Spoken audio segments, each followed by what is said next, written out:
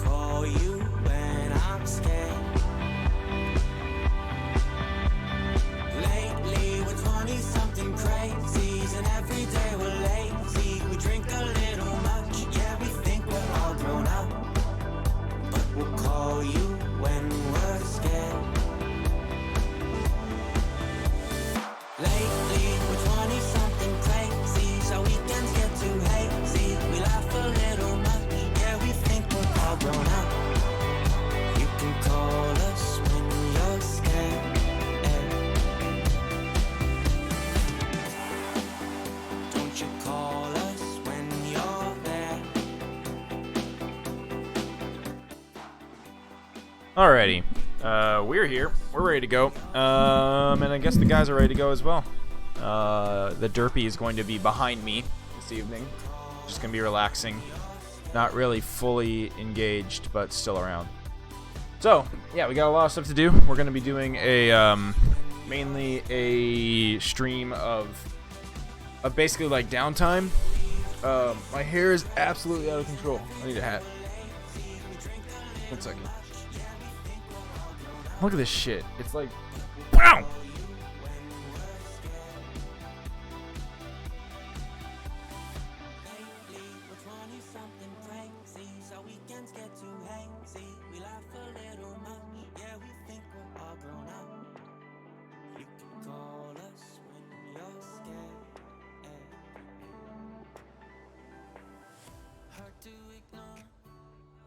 Alright, I think the peeps is here.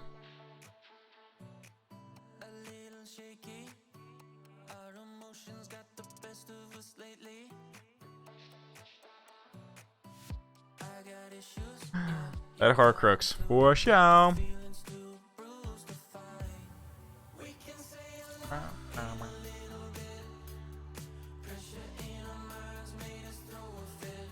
That's what we need. We need this one.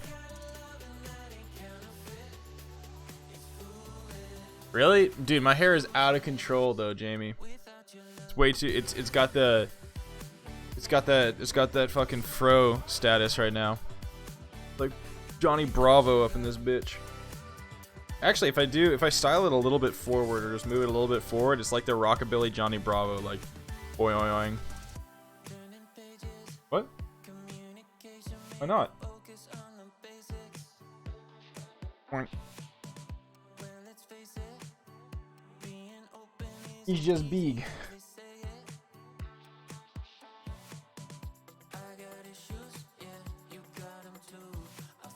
For real. All right, let's go. Let's jump in with these guys. Gonna be trying to figure out what the hell happened to you. What? What? Hi. What? Nothing happened to anybody. Nothing. Nope. Nope. I'm not dead. Nah, he's not. I'm not undead either. No, he's none of those things. Are you the re-dead? None of those things either. He's Dorito. If he gets hit, he crunches like chip. What was that? MSG. You got the MSG crunchy factor. Oh man, MSG is not bad for you, man. Nope, it's not. I mean, it's just salt. It can basically. It can trigger migraines for some people. But Very. I It mean, can kill even some rarer than. yeah, It's very, very rare to have that though, It's so addicting. and it's delicious. It's Yeah. it can. Who I forget. There's a certain if you have a certain condition, it can kill you. But that could be said for like anything, though. Right? No. Totally. Yeah. I think MS. I think like multiple sclerosis. Monosodium? Multiple sclerosis. Oh, something where it interferes with some sort of nerve interaction or something because it's a glutamate. Yeah, That's and used in some highly sort of- highly concentrated. Mm. So just Curious. throw MSG and everything. there is absolutely. I love it. Yeah. Okay. Let's do the quick summary of last time. Good to go. So, on the last episode, called Sacrifices, the party is addressed by the Grim Turtle, who introduces himself as Krull, Archon's advisor. Conversation ensues as the White Dragon lands on one of Krull's ghouls. Negotiations occur as Krull tells the party to leave if they don't have any legit business with Archon. Skillful conversation occurs between Sonya and Krull, but Aphelion jumps in to bring the orb to the table. Krull agrees to take the group to Archon. The journey is quick as they drive over to the monument to Tiamat. Krull has interesting chit-chat with Sonya during the drive. Upon arrival, the group is presented with a massive skull-like temple to Tiamat. Smoke spills from the maw of the giant dragon skull as Abishai stalk around the bones. Krull announces their arrival, and Archon emerges from his tent alongside Torogar, his Minotaur bodyguard. More negotiations occur. The orb for the vial of Tiamat blood, but there is a stipend, or catch. Archon must stave off the corruption of the Hand of Vecna by snuffing out a good life, a good aligned life. He hungrily looks at Lulu. and this is that final chip in the bargain. No one wants to see Lulu killed. Archon smiles and says there's another option as he looks at Aphelion. The party debates, but Gargoth intervenes. A deal. Gargoth will revive Aphelion after Archon kills him for his soul upon death. Aphelion silently accepts and steps forward. The party protests, but Archon wastes no time. Wrapping the skeletal hand around Aphelion's neck, Archon kills the Aasimar. There is a moment of doubt as Aphelion's body lays in the ash, but a fiendish glow begins to burn within him as the body begins to float. Skin begins to crack and peel as the light spills forth and bursts. Aphelion lands back in the dust and breathes. The group is obviously confused as to what happened, but Archon honors his end of the bargain. He travels with the party to where the orb is hidden. On the journey, Hamon tries to scry on Aphelion, but only hears that he made a blank. Glimmer is worried about what this means for Aphelion. The orb is transferred and the vial is given to the party. With the transaction complete, Archon teleports back to his tower with his party. The group decides to head back to Fort Knucklebone. Eclipsis wants a bike. On the way, a bounty lights up, indicating that the Ice Devil is close. The party hunts down the Rogue Devil and kills him. Fort Knucklebone awaits. So, a little bit of like redacted stuff there. Not redacted, but some retroactive stuff. Is that these bounties, I was trying to think of a better way that how they function. So the bounties themselves, they are like the tracking pucks from the Mandalorian. So they have some sort of magical enchantment on them that is attuned to the target that you're meant to be hunting, and that target, when you get close to it, the depiction and the ink and the description on there will start to glow and pulse, and the closer you get, the quicker it pulses, etc. Also, it is known to the caster of that enchantment whenever the target is killed. So there's with some of these infernal bounties, there's probably a black market of how to circumnavigate the bounty like placement on it, the enchantment, so that maybe you plonk it on somebody else and then you kill that little imp or something like that, and it fulfills the bounty and somebody goes free. Those types of things. So that'll be an easier way for you guys to track the remaining bounties that you guys have. They'll light up when you're close to them. You guys can make the decision whether or not you want to pursue it or find it. It won't be just like randomly stumbling upon something in the ether.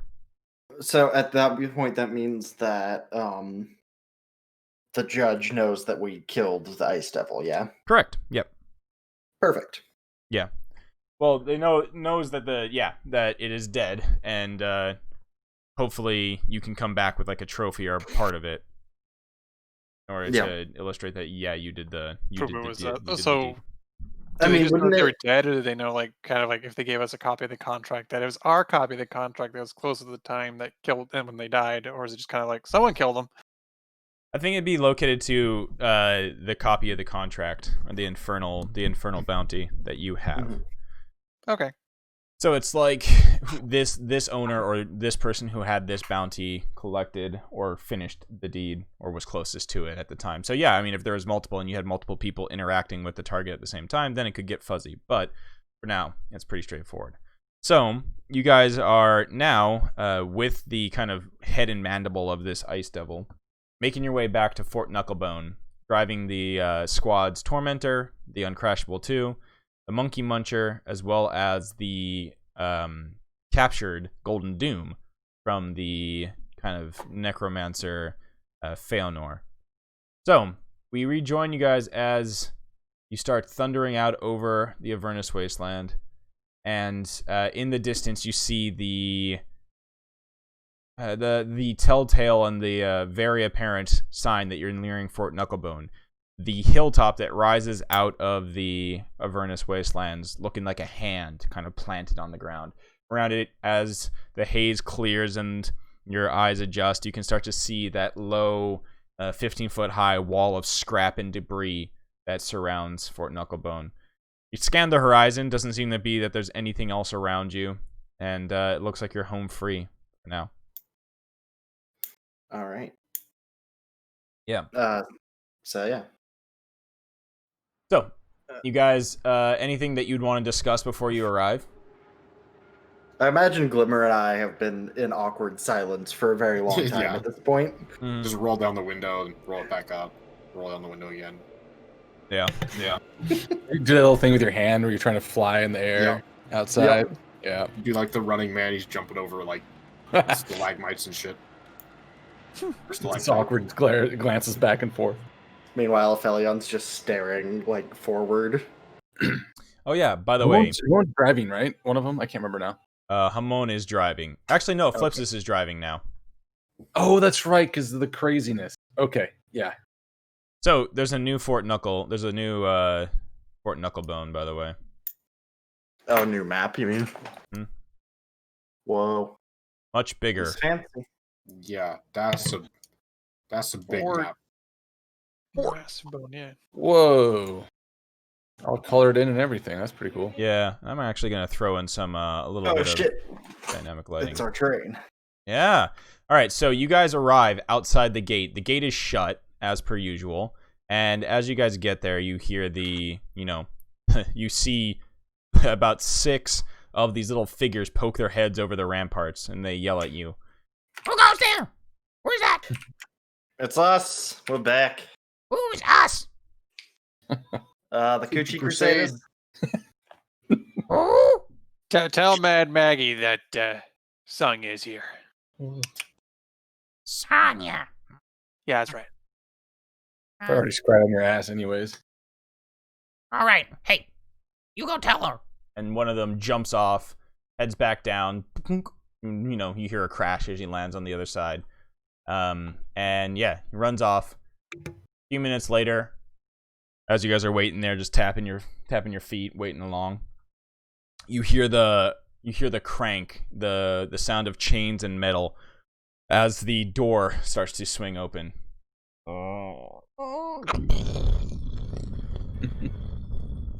There's nowhere this place can't get in. This face can't get in. Yeah.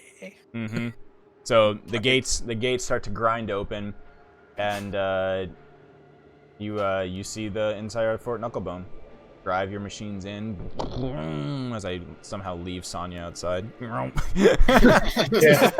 Your face gets people in there, but you have to stay out. And as soon as you guys doors, pass over the threshold, the gates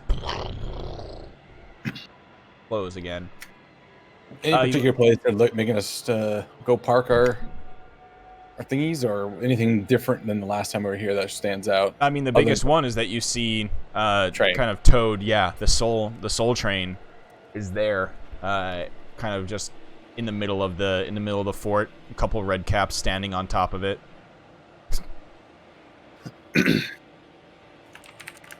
So we got our train here. We got no Mad Maggie.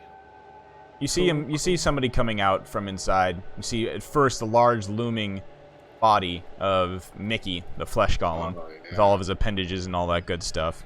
Hey, Followed Mickey, baby. closely behind Does by. his limp seem to have gone away completely at this point? Yeah, his limp's gone, 100%. Nice. We Yeah. did a good thing, guys. You guys Right, did do a good guys. thing. So you see Mickey come out first, and then follow closely behind by Maggie.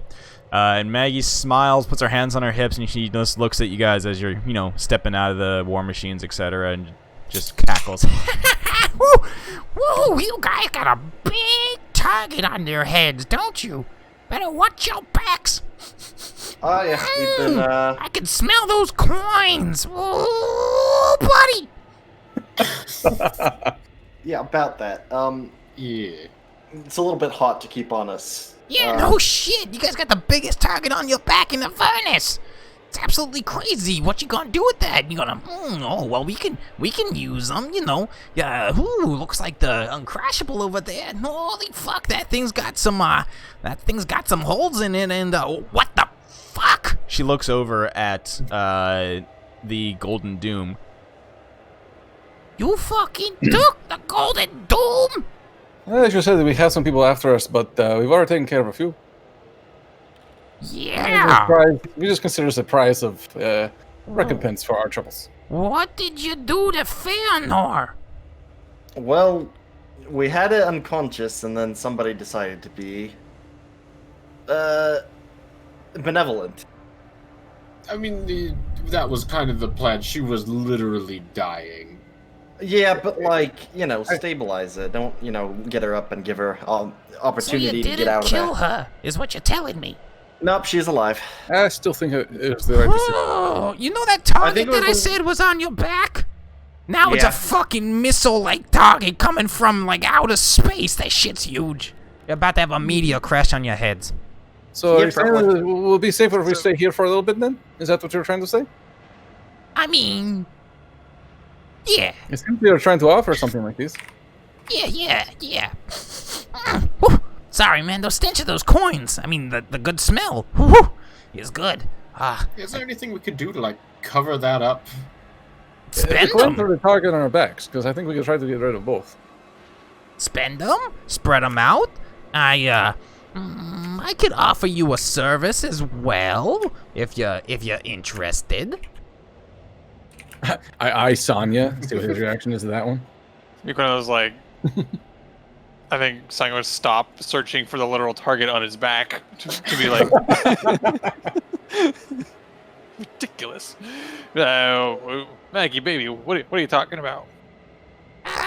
You see, I got a pocket dimension that I can go to, and yeah, that could be, we can just leave some of the coins there, like my own, Bank of Maggie, Bank of Mad Maggie, Mad Maggie's Bank of Bankness. And with my experience of banks, what sort of interest rate are you going to offer for this service? Interest rate? Fuck that shit! I'm just keeping it for you. You don't think I'm Well, gonna you just say give you're a you bank. coins? You are mad, aren't you? You're nuts I if mean, you think I'm gonna be paying you more for holding on to those things. You fucking better be glad that I'm not trying to put a knife in your back. I'm your friend. You're one of the few that hasn't tried yet, so... That's because Well, before being a warlord, I'm a businesswoman. You see? And you haven't heard of interest of holding money? I am interested in your soul coins. I see there's here's no the getting thing. It's not like normal money where it's beneficial to hold on to it. It's a risk to hold on to it. So it makes sense that we wouldn't be getting interest for it. So wait, soul coins are the penny stocks of hell? I mean, when you think about it, the soul of a terrible person kind of is a penny stock of souls. Yeah. All right, we're gonna get rich off putting puts in. Let's go. As you guys are, Wolf of Avernus. sitting there with your engines idling. All right. You see a few of the madcaps start kicking at the tires and looking at some of the Sonya. You see just a little clawed finger poking in and out of one of the holes in the side of the hull as one of the madcaps is up there, and then you see his little head and squeeze into the cockpit. Whoa! Hey, buddy, occupado. Woo! Say that right? Get going, get. Yeah. So Maggie just looks at you and she says, It's up to you. You're more than... I'm not asking you or forcing you to give me any of these coins, but I'm just saying, my pocket dimension's a safer place than the back of a demon grinder. Yeah, don't take me the wrong way. I was just following through in a more thorough way. I think this may still be a good arrangement for both of us. We'll just have to discuss this as a group a little bit. That is all. It's been a long day. Also, she gestures over to the soul engine. I dragged that thing back here, as a favor, but we're either gonna take it for parts or you're gonna have to do a lot of refurbing to that thing. There's no way that we're gonna be able to get soul coal anywhere here in Avernus. That shit's imported. I'm hoping that it's, able to be converted to run on We soul can, coins. yeah. Chucka and Clonk, they're good. They can convert that.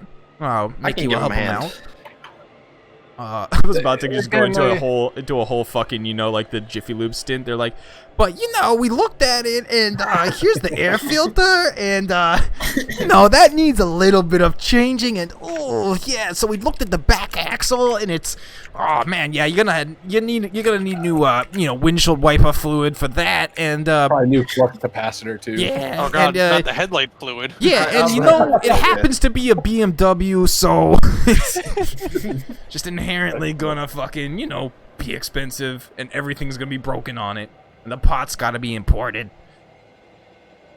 But, no, we can convert it. And, if you're looking to unload some of that coin, Chucka and Clonk don't work for free, is all I'm saying. Yep. I'm sure you'll be more than fair to work with it. I do not expect anything else. Absolutely. All right. Bring those bad boys into the shop. We got a couple bays open for you. We'll stick them there. Hey, she points to Mickey and says, "Oh, Mickey, get them to open up a few of the bays. We got some cars for repair. Also, I don't know if you need to have anything added to, these bad boys. Feel free to ask. Other question is, I don't know. You really need 2 demon grinders in a fleet? That's pretty flashy, but that's just me. Hey, does this face look like it is worried about looking too flashy? That face, I don't know about that, but I certainly know about that ass. All right, come on, get in the garage, you guys. Come on. He gestures for the group to get into the garage. There's a shuffling of cars. Things are moved out. Some of the big fucking other demon grinders that they got working on. Another scavenger is moved out. And the group is able to park their cars in the available bays here. So you guys have them basically. Oh god, I grabbed the fucking giant thing there. I don't want that. Let go. Boom, baby. Something kind of funny about parking being so freely available in hell. I know. Right? All right, there we go. So, now things just kind of open up for you guys as you guys get inside the machine bay here. Chucka and Clonk start to bonk around, looking at things, just doing the typical kind of car mechanic shit, where one of them has a wrench, the other one just has like a random other tool, and it's just bong, bing, bing, bing, bong, just like hitting different parts of your vehicles, just eyeing them up and down. Barnabas comes crashing through one of the walls, the flame skull. And just like looks around, and goes, "Oh, hey, you guys came back alive? That's good. Oh, nice to see you all again. And holy shit, is that the Golden Doom?" And he just goes into the same like spiel that like Maggie did about like how the fuck did you guys get the Golden Doom? That's one of a kind custom hot rod, basically. And you can see the rest of like the red caps and the mad caps in here. Some of them are just like trying to drag around different tools and like large hammers or toolboxes and things like that.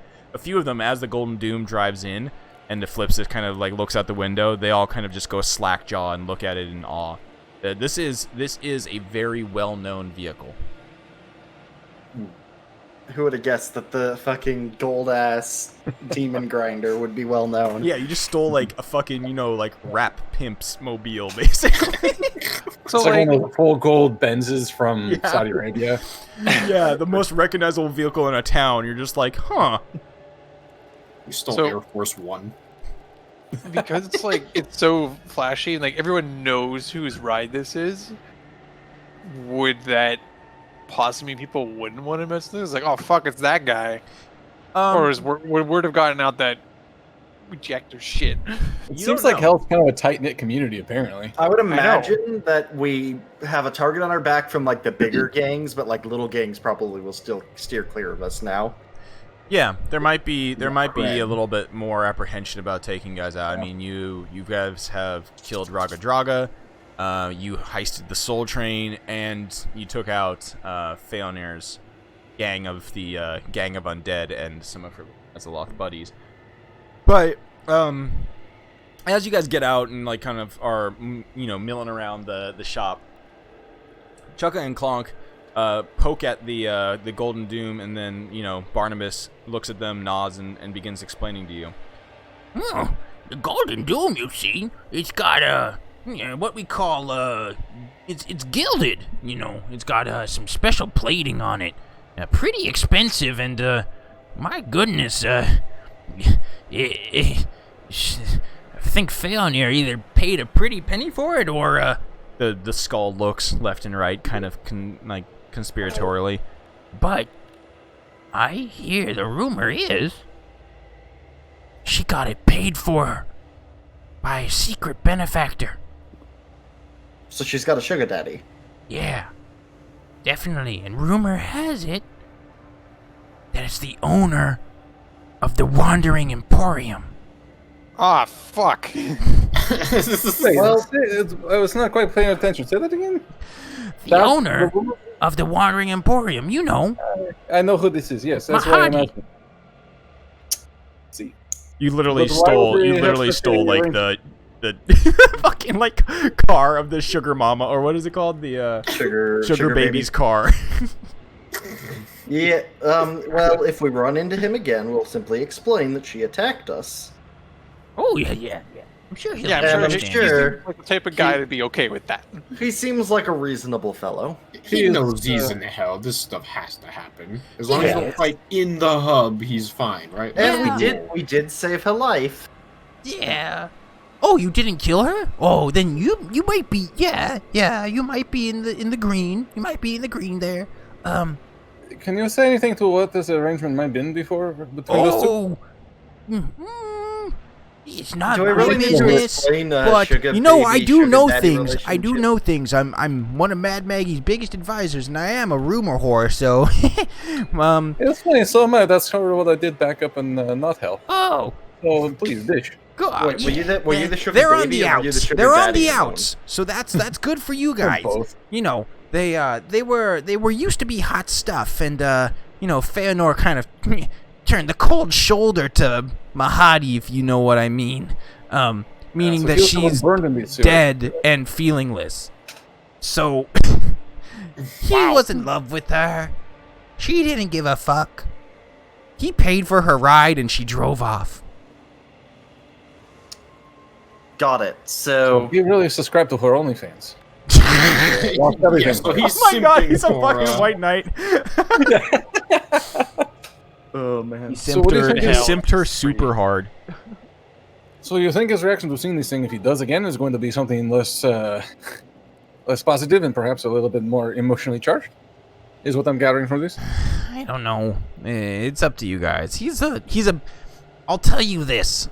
If I know Mahadi, and I have, we've interacted multiple times when we've gone out, shopping trips and whatnot. First and foremost, he is a businessman. So that's his number one thing, and he's got to look out for number one. And Feanir may be the one who got away, but she's still a dead bitch. So if he's got to look out for number one, is he just like in a pissing match with all of hell? Oh. No, not really. I Kind of guess. sounds like it though. I guess I said too much. Yeah, I'll be if any of you need me, I'll be in my bucket hut thing. Bye. Oh, by the way, is he missing any teeth at the moment? No, he has all his teeth. Oh, is it? Okay. Just making sure. Don't have to crack more skulls. Yeah, literal more skulls or get your. Yeah, you guys are a little bit Yes. more leveled up since last time, so you won't get your fucking literally dicks kicked in by iron shoed red caps as much. Right. So, yeah, I'm gonna help Chuck and Clonk with the getting the soul train up and running. That's okay. It's going to take some time if that's what you really want to do. If this is the case, I suppose we have to discuss exactly what is our plan here. I assumed originally we were just going to stop by and continue on our way, but if we're going to try to do this, it does seem like we're going to spend a little bit of time around here. Yes? Yep, I think probably sticking around for a bit, getting recouped, getting restocked, and getting other something And getting unloaded, getting rid of these, rid of your Yes. hot commodities. Dumping some Yes. hot cash. A moment of breathe would actually be quite beneficial, I think. If, as much as I do not like being stationary when we have these target on our back, I feel this may be the safest place. In fact, the only possible safe place we could do such a thing. Yeah. So I do agree with this. And My only objection to having that string put back together again, well, that's sort of gone now because we already we're not going to be sneaky anymore no matter what. We have the golden doom with us, so We're gonna What the be hell? the most flashy gang in all of hell. as long as you can keep it practical. If this thing goes out of hand, that is just You ridiculous. gotta have a budget for this. Yeah, that's right. We found What? another thing wrong with it. I promise that I won't spend dude, I don't need that. more soul coins than we have on That's it. that's a red That's that's a not red very warning fair. for some. That's a red warning for Porkins. Another thing wrong. Yeah. Oh my god. The fucking paint in my kitchen wall is peeling off. I had to call the painters and I had to have them come out because they did a shit job and it's got fucking Oh goddamn god, you've triggered Porkins. Oh, no. Home ownership. just bulldoze it and build it again. Okay, Shit, burn it down. Oh Not god. even- so Yeah. we Yeah, still sure, have just that keep it, soul cannon. Yeah. I trust you to keep it more reasonable with your choices. And All right. make So sure you let's build up- let's start with this. So we're gonna have some downtime, obviously, and I've told you about this earlier. So I know some of you have ideas about what you want to be doing. I already took Eclipsis out of the Golden Doom, as she would probably be walking over and looking at some of these Devil's Rides that are laying around the garage here. No doubt. I had a plan for that as well. Okay. I want to, on the Soul Train, try and build like specifically a place for the Devil's Ride to be, Oh, cool. and then also a tow hook. A tow hook. Oh, make a Devil's Ride yeeter so you can like launch a motorcycle out the back. Yes, Oh, something like that. Like the fucking mech launchers for like Gundam and stuff, where they're just like, Yeah. Yep. To get some sort of like advantage or like some The, boost from the beginning. Yeah. Yeah, like the Battlestar Galactica, like the ship like the catapults on Yeah. an aircraft carrier, so just Yes, goes out exactly. even faster. Yeah. Yeah. And then I wanted to put the Soul Cannon on the Soul Train. I mean, that's fitting, right? Yep. And then probably just like 2 harpoon launchers. Okay, so let's start with the Soul Train. We're talking about that. So one, you got to convert the soul coal engine into The soul a coin engine. a furnace. So there's gonna have to I be also some never work hear there. Soul Train. I just keep seeing this visually in my head. Right? What? Oh yes. Also, yeah. So you got to do the furnace. You want to put on the soul cannon. hmm It is basically, it's going to be, I know the image there is pretty fucking big, but it's going to be about the same kind of like size and capacity as a demon grinder in terms of Got its like stations and things like that. It's going to have it's going to have basically there's going to be 2 places that you can put weapons on it. 2 places. Yeah. Okay. So it's got to have. Well, I 'cause mean, isn't unless the you want Demon to, Grinder 4? take something off, and or basically, so the demon grinder has the chomper, which is in front, which in this case is going to be that giant, like it's basically like a giant cattle guard type of thing. Yeah.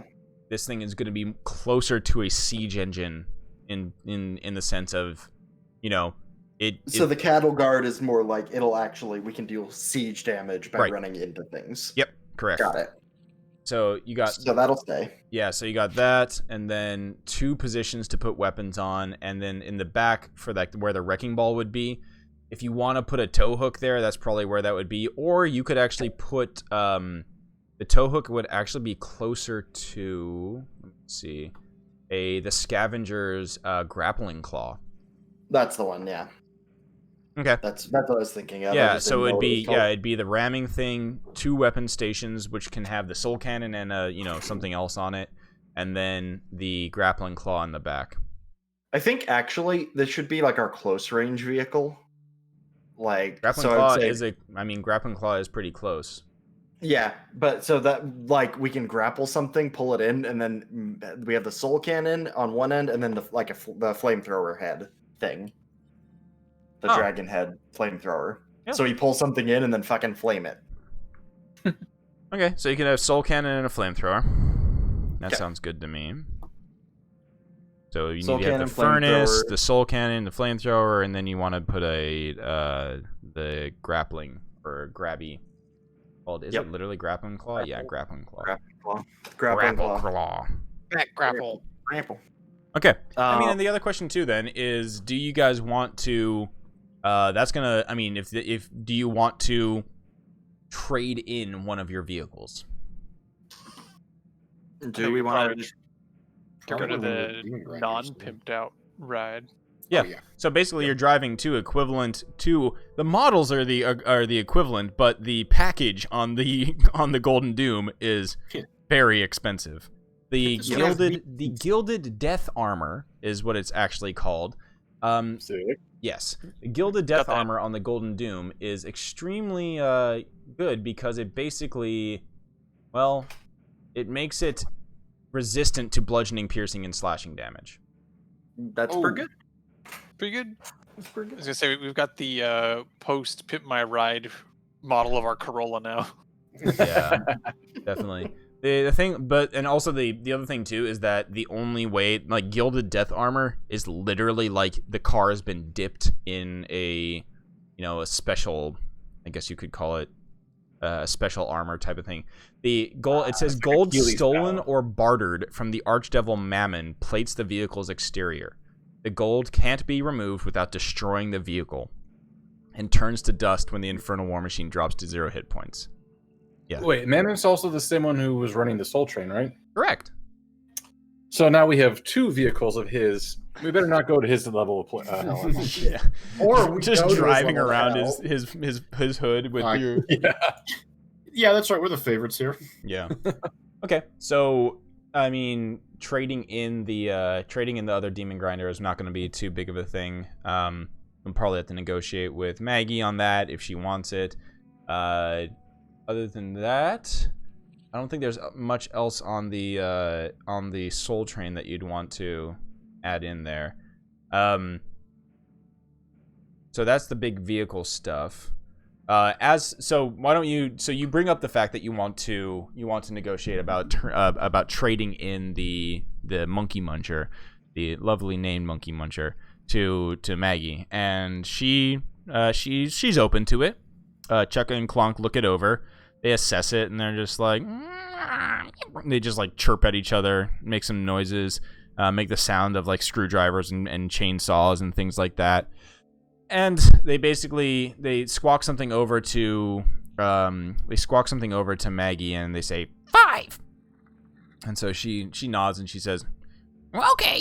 They're saying Chuck and Clonk, they've given it the Maggie Red Book assessment, and yeah, that thing's gonna be about, we could say 5 soul coins worth of work if you're thinking about putting that towards something else. And how much would that cost us? How much would everything we want for the Soul Train cost? she looks it over, and they're like, Oh, well, furnace, that's the big one. Soul cannon, not too bad. A flamethrower, wait, you have the soul cannon, right? We have the Soul Cannon, yes. Okay, Don't have so the you're flamethrower. providing the soul, you're providing parts for the soul cannon. We're just gonna be talking about, manpower or man hours. Flamethrower, I got one of those here. That'll be a little bit more pricey, and the grappling. Yeah, we got lots of extras of the grappling claws. Those are a dime a dozen. So we're talking about 30 soul coins for the entire shebang. Take 5 off the top of that, and then take an additional 2 because I like Sonya. Who does? Right, so 23 soul coins and the demon, the monkey muncher. Yo, that's 1 extra soul coin off per cheek, Sonya. she winks. So like, okay, what if instead of a flamethrower, do like a holy water cannon? Moan looks up. Go on. I mean, because think about it, all these things are very Everything's fire immune to resistant fire. or immune, but they're all evil bastards. So in theory, a super soaker type weapon, blessed by me, would obviously do more damage to fiendish things. And how exactly do you plan on getting that? I mean, I can make holy water as a Okay, believer you in can me. make. I mean, can I insight check to see if? You actually can. Well, he believes it. I mean, either way. it's either Can Either I he's make an telling the truth, Arcana or check? he just thinks peeing in a jar is holy water. It's He one of the just two. turns around. Girarde! Yeah, go ahead and do an Arcana check. Tell him. Okay. I really. Yeah. Yeah, Not in he's, doubt. Interesting. it is Oh possible. gosh. I've got too many fucking things. So it is definitely possible. Maggie, who's listening in, and Chukka and Clonk, they talk to each other really quickly and they say, Well, if you're looking for something like that, we'll swap out the flamethrower and we can, have what is it called? We usually fill it with water from the river Styx, but they call it a stick sprayer. But yeah, we could. I'm not too partial to the whole holy water thing, but you can fill that tank with whatever the fuck you want and it'll spray out good. We could call it the Holy Hose number 2, if you know what I mean. Well, we got those parts here as well, so same price if you're good for it. I think we're good for it. I think you can smell how good we are. Can I reduce the cost any by assisting with labor? Sorry, but that's flat out what we're gonna have to. I'm already giving you a deal, buddy. Fair enough. In that case, that'll do. All right, Chukka Clonk. Start moving around on that demon grinder. We gotta scrap it for parts or see if it's good. Also, big boy. she looks over at you, Sonya. That tormentor's looking a little bit rough. Yeah, she's seen some stuffing, hasn't she? Yeah. You know what? You're giving us some pretty good work here. It would normally cost you a couple more soul coins, but, take off that 2-cheek discount and I'll repair it up. I don't even know what that means. 2 coins! 2 coins is what I'm saying. We can repair it for 2 coins. Yeah. Oh, yeah, sure. Yeah. What are coins when you have meaty cheeks? Dummy thick ass. Yeah. Okay, so 2 coins for the crashable. Yeah, so repairs and stuff get underway. You turn over your pink slips for the monkey muncher, and the papers are now theirs. They're transferred over, and you'll the work starts to get done, and she signals Mickey to head outside. He does, and with the help of about 24 of these red caps, and a tormentor or 2. They begin to pull in the engine, the soul train, into the bay to start getting worked on. And let's put that in here. Boom, boom. Toot, toot. Oh, where'd it go? There it is. Bruh. Thomas the Tank Engine theme plays. There you go. For a second, I did see a Thomas face. That is pretty slick, though. It is Hell Thomas. I love it. So we have your own Thomas personal Tank Engine. soul train. It's like People all over the world, Soul Train. Toot toot. it's beautiful. I love it.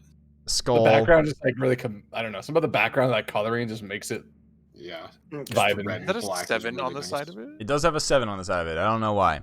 Also has a sick ass watermark, but I don't give a fuck. All right. So things start getting worked on in the machine bay. The sound of the cacophony of power tools, saws, and all kinds of sparks and stuff start flying as they start to put these things on their respective areas. You'll definitely be able to. You start to talk to Chukka and Clonk, Aphelion, about trying to figure out a way to like have a launcher for the demon, the Devil's Ride there, and they just kind of like nod along and they kind of give you a wink that they'll put that on there, no problem. So it'll basically be like on the hood, I guess you would say, of the thing. You could have like a Devil's Ride strapped on there, and then it'd be able to catapult off and start flying around. Perfect. Right. So Then the other thing I wanted to work on, probably on my own, I might be able to, just because I do have Tinker's tools. I want to, on that Devil's Ride, give it like a, not like a grappling claw, like in the same sense, but like you can like grapple onto something and like propel your, like whiplash yourself with it. On the Devil's Ride? On the Devil's Ride, yeah. Ah, you still have yet to purchase the Devil's Ride. And that's Yeah. where, like, Eclipsis is definitely lovingly, like, already on it and is, like, trying to feel it out and seeing which one she likes. There's a couple around the shop that she's looking around for, and Maggie definitely eyes her and says, Oh, what happened to the ride that you had before? Eclipsis gets a glum look in her eyes and just says, don't mention it, don't talk about it, don't want it. Wrecking Ball. Maggie nods sagely. Yeah. Wrecking Ball on a demon grinder will do that to it. It's kind of crazy. Well, these things are, they're not cheap, but be willing to, you can buy one of them off of us if you guys are willing to, obviously give the coin. Of course. Any of these, they're good. They're pretty hefty and not even that well used. 5 soul coins for that one, the one you're on. I don't know if we can spare it. Trust Plymouth. We promised. No, I'm just messing. Yeah. Yeah, we'll buy that. Okay, so And, 5 soul Maggie coins, for it. 5 more soul coins go out to basically whatever type of Devil's Ride she wants. So another Devil's Ride, a new one for 5 soul coins. Cool. And what were you thinking? You said you wanted to do some sort of like arm or hook or something like that?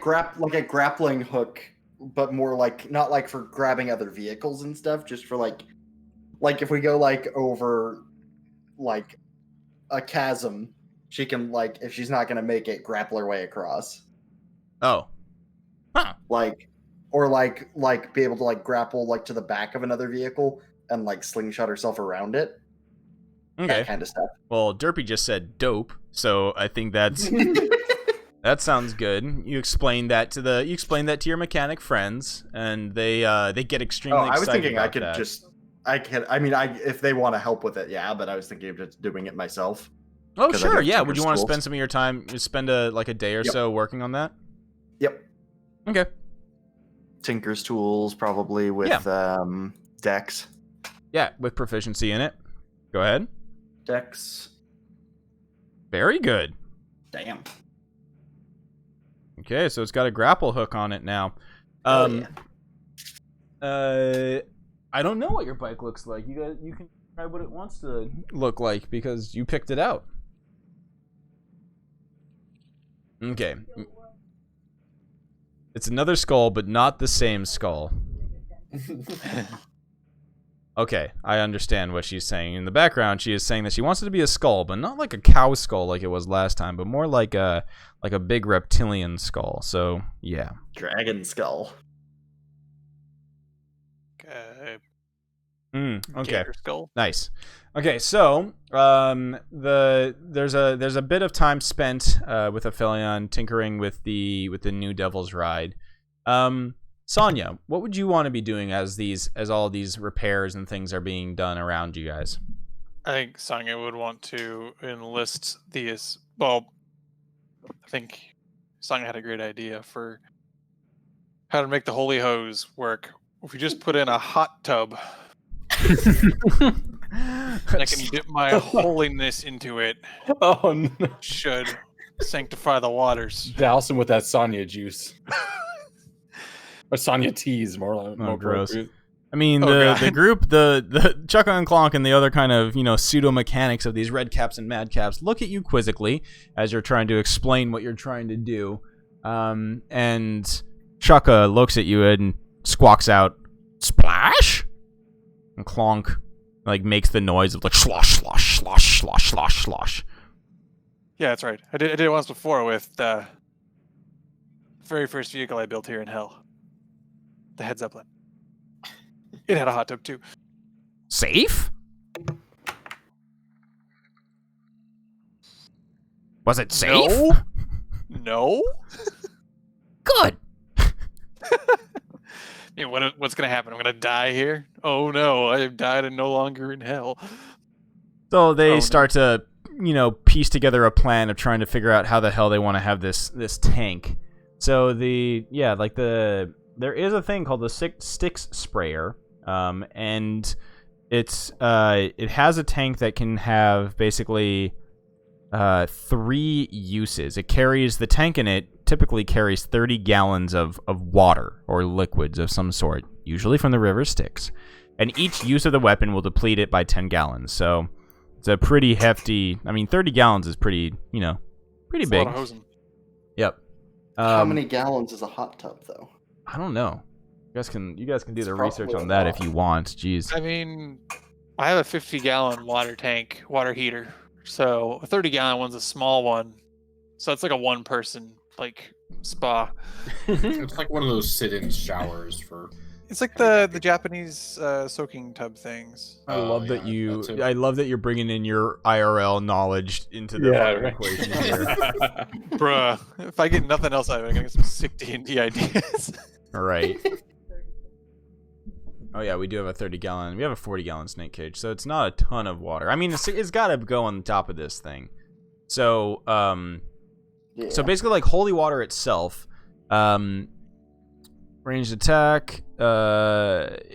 If it is a fiend or undead, yeah. If it's a fiend or undead, it takes 2d6 radiant damage. So.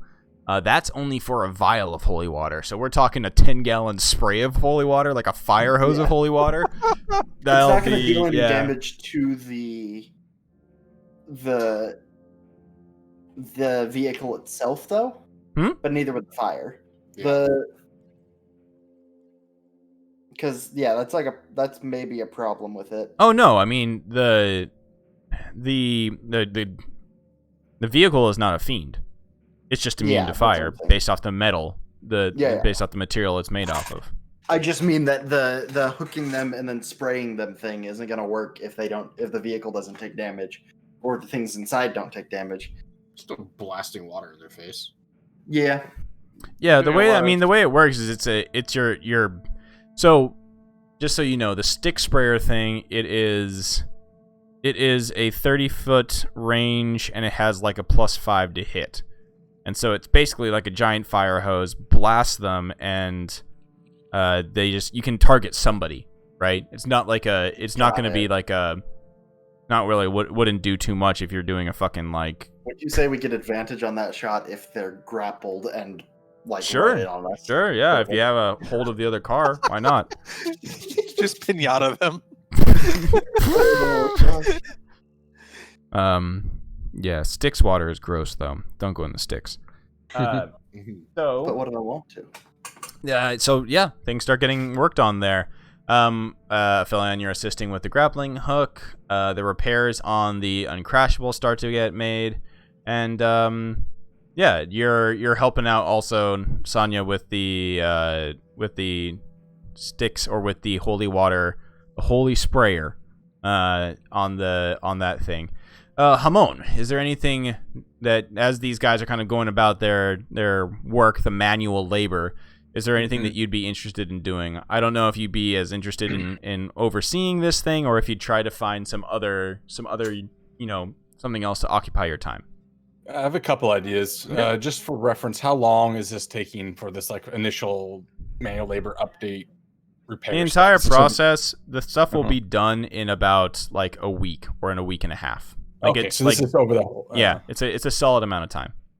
Okay, then first of all, I want to make sure I have these things prepared. Nice. For if I want to use them.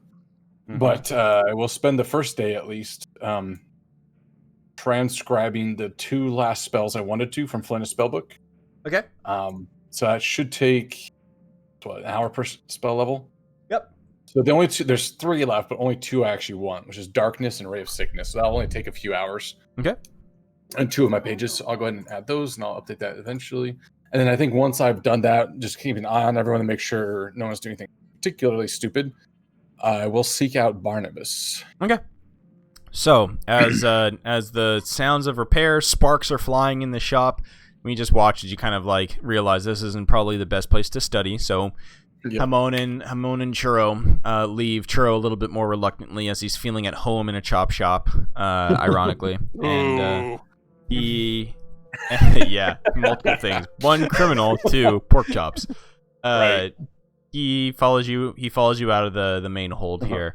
You take your time, find some place for a few hours to, hiding under like a junk tree or something like that, away from the annoying madcaps and redcaps. Churro actually doing a good job of keeping them away, being a good guard pig. You find yourself complete with your spells, and you look around, and in the distance, in a little far corner of the area, kind of hovering around a junk pile that kind of looks and resembles a house, you see Barnabas, the Flame Skull. I will give a little head nod to Churro and walk over and say, "So, Barnabas, you say you're the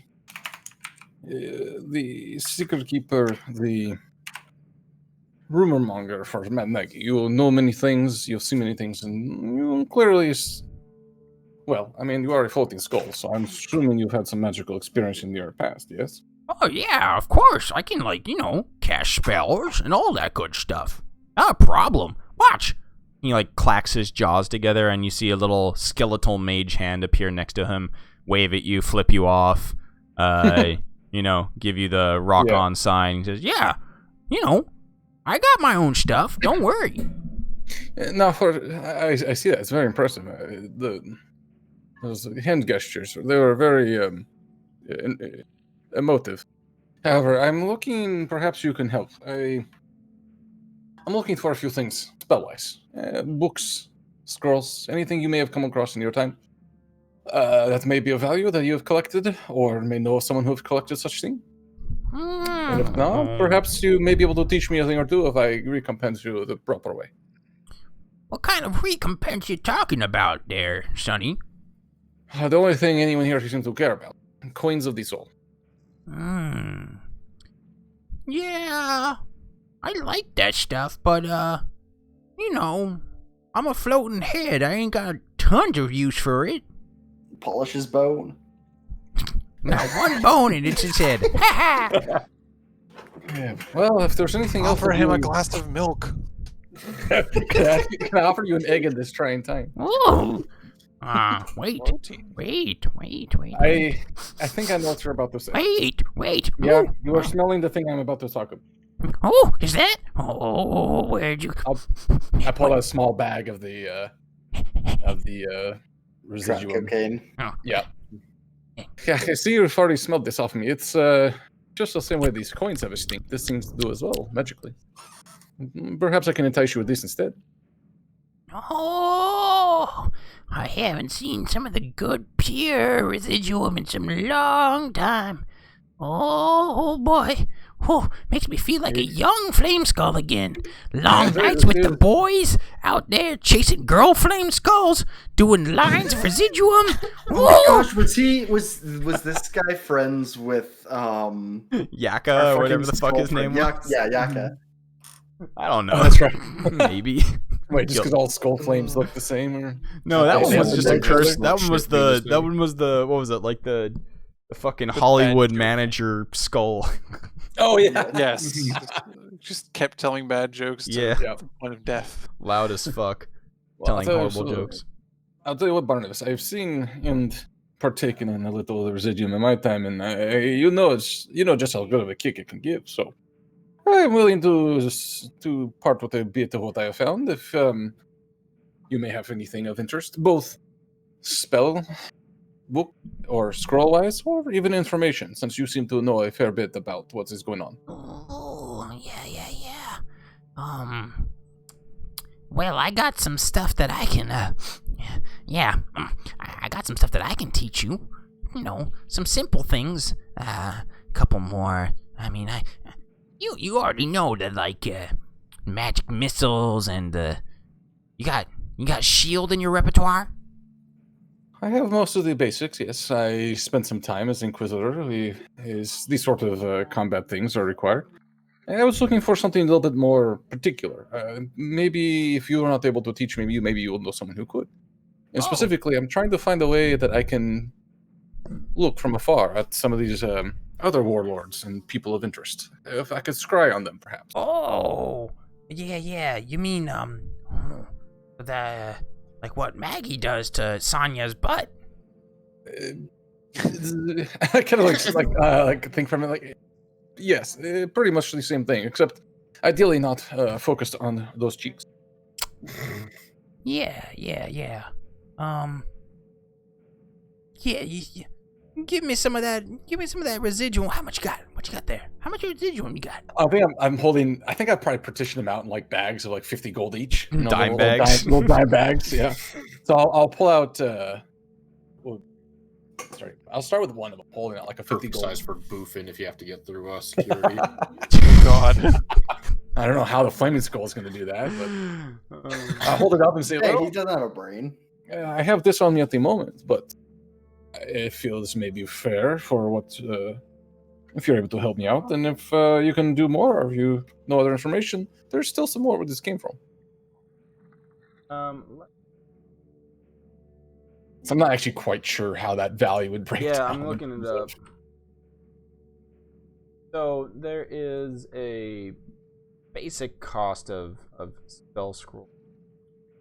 And it would be so if it is scrying, then that'd be 5th level. So I don't know if that changes. Yeah, that's like value. upwards of Right. that's like upwards of 500 gold. Okay. Well, I do want it. Well, we'll see where. Hey, the residual is yours. Like, you do with what you want with that. Right, and that's I don't have any soul coins on me. Well, I technically have 2 soul coins on me. Yeah, the soul What? coins are the thing that we're like, yeah, we need to talk before spending, but that's your shit. And it's just, I mean, I think I did say that this is for our group use, but since I'm the only one who has really any interest or use for it, I'm holding on to it. Doesn't mean I won't use it on my own, but it's. Yeah, I'm just looking at scene item prices, stuff Okay. like that. So is that one of the main things that you're interested Yeah, I was looking through spells because the main thing I want to do in general is just get some more spells. And Scry feels like a very fun one considering all the shit that's going down. And there's some cheaper ones, like more low-level combat ones I could look for too. But that was the main big look. And I think in terms of too, because we know so many like the different characters and actors around here. exactly, and it's just especially with the target on our back, I kind of want to know where people are. Scouting's always valuable. So the starting price for a spell scroll that would contain scry, going off of the sane magic item prices, which is what I like, is roughly around 640 gold. 640. Okay. So that'd be 13 bags of Yeah, I mean, cocaine. It's enough for a big party, that's for sure. You have a ton of it. If I remember I do have a correctly, ton of you it. have I can look like it up what right you now. I guys think I have got away 1800. with. I currently have 1,850 gold worth of it. Yeah, you're So that'd be pretty a third low of. now.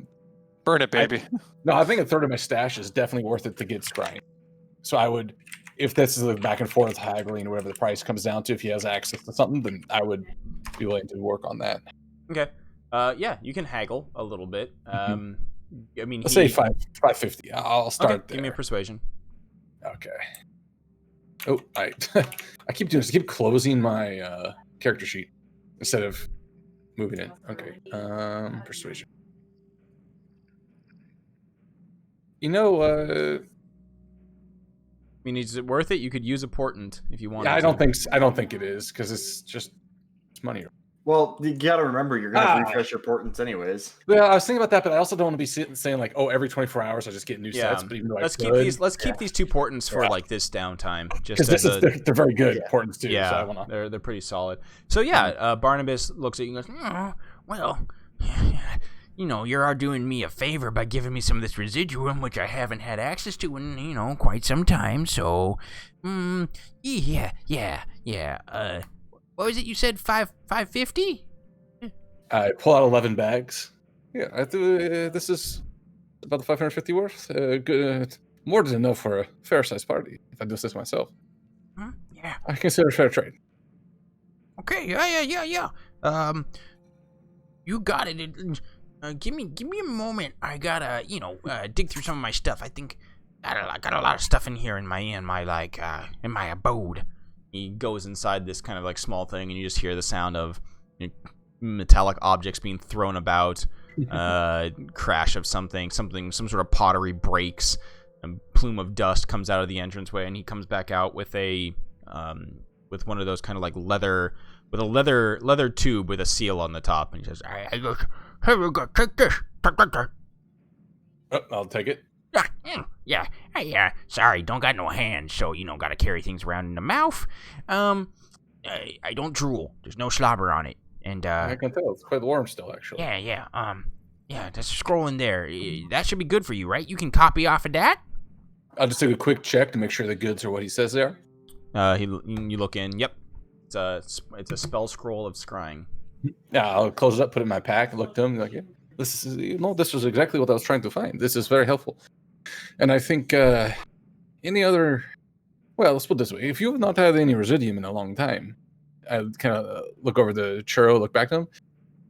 We've been on quite the adventure here for the last few days, and I think both me and my pig, we could stand to relax a bit if you're looking to have more of a magical party. Oh yeah, man. Yeah, cool. I usually don't hang out with my dealer, but We're stuck in hell. Sometimes strange situations, strange bedfellows. But perhaps I can tell you some things we've seen on our journey that you've not heard, and perhaps you can share some information of these other warlords that are trying to find us. He floats there for a second, his little fiery eyes looking at you, and he says, "Yeah, you know what? Talking with Maggie for years and years is just one thing, but I'd like to speak with another person who has a little bit more experience elsewhere. Sure, let's are you partial to demon ichor?" I never touched your stuff myself, to be fair, so I'll stick to the fuck thing. you up. Don't touch it. And he clacks his jaws together, and Madcap comes over and salutes him. Good. You learned your fucking place after these folks beat the shit out of you last time, huh? Yeah, I'm listening to old Barnabas. All right, get me a glass of demon ichor and get this guy. I don't know. What do you drink? Sangria, if you have to have it. If not, some wine would be fantastic. We got some wine somewhere. All right. And then you guys sit down and chat. Mainly about things like, some of the other warlords, some of the magic in Avernus. And he gets chummy with you. He's not like, fucking railing the residuum. He actually seems to be more interested in it for its value, for its like casting properties and magic. He's not just like an old crackhead. He actually is a gentleman in a scholar skull. So yeah, no, it makes sense. Yeah. So during the conversation, though, this is actually interesting that you wanted to hang out with him. So you have you talk. He explains a little bit more about Avernus, about how the blood war is still going. How Zariel is convinced that by bringing more cities down into Avernus and recruiting those souls, that she's going to be able to come out ahead on the blood war. She'll be able to force the demons back to the abyss, and Asmodeus will actually finally see, even though he did appoint her over Bel, finally will maybe even appoint her even further for what she's been for her victories. And as the kind of the day goes on, or just the conversation goes on, he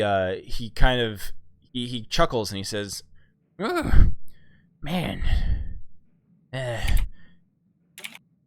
were you at all curious about? Well, I feel like you're a bud now, so I can tell you this. Remember what I was saying about Mahadi earlier?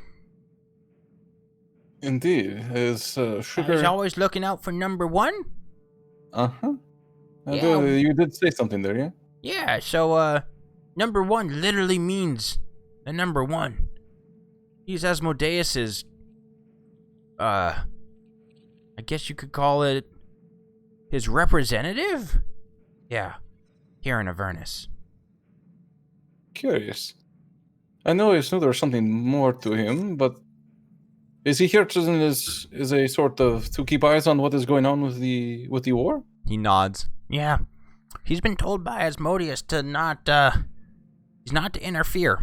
He can't have any, change on the outcome. But rumor has it is that, Asmodeus, Big Daddy Asmodeus, really doesn't fully trust Zariel still. I mean, she still has maybe some last bit of celestial good in her. I don't know. Might be the residuum talking. But, Mahadi's just here to keep an eye on things. That's why nobody fucks with him. Yeah, it seems to make a good bit of coin off it at the same time, I suppose. A win-win for him. Yeah. Good bit of coin and a good bit of free labor with whoever can't pay off the debt of his damn restaurant and spa. It makes sense why he's trying to run it this way now. It's not just one deal. He can make all the deals he wants with the desperate. So I imagine he is quite powerful then, as well. I could sense that last time I was in there, but I was not quite sure what was going on. This makes sense. Yeah, he's a bit, he may put on the airs of being the big showman that he is, but at the end of the day, he's a fiend like the rest of them. I did know that already. I did sense that from him. Yeah. But I had no idea about his connection to Asmodeus. That's most interesting.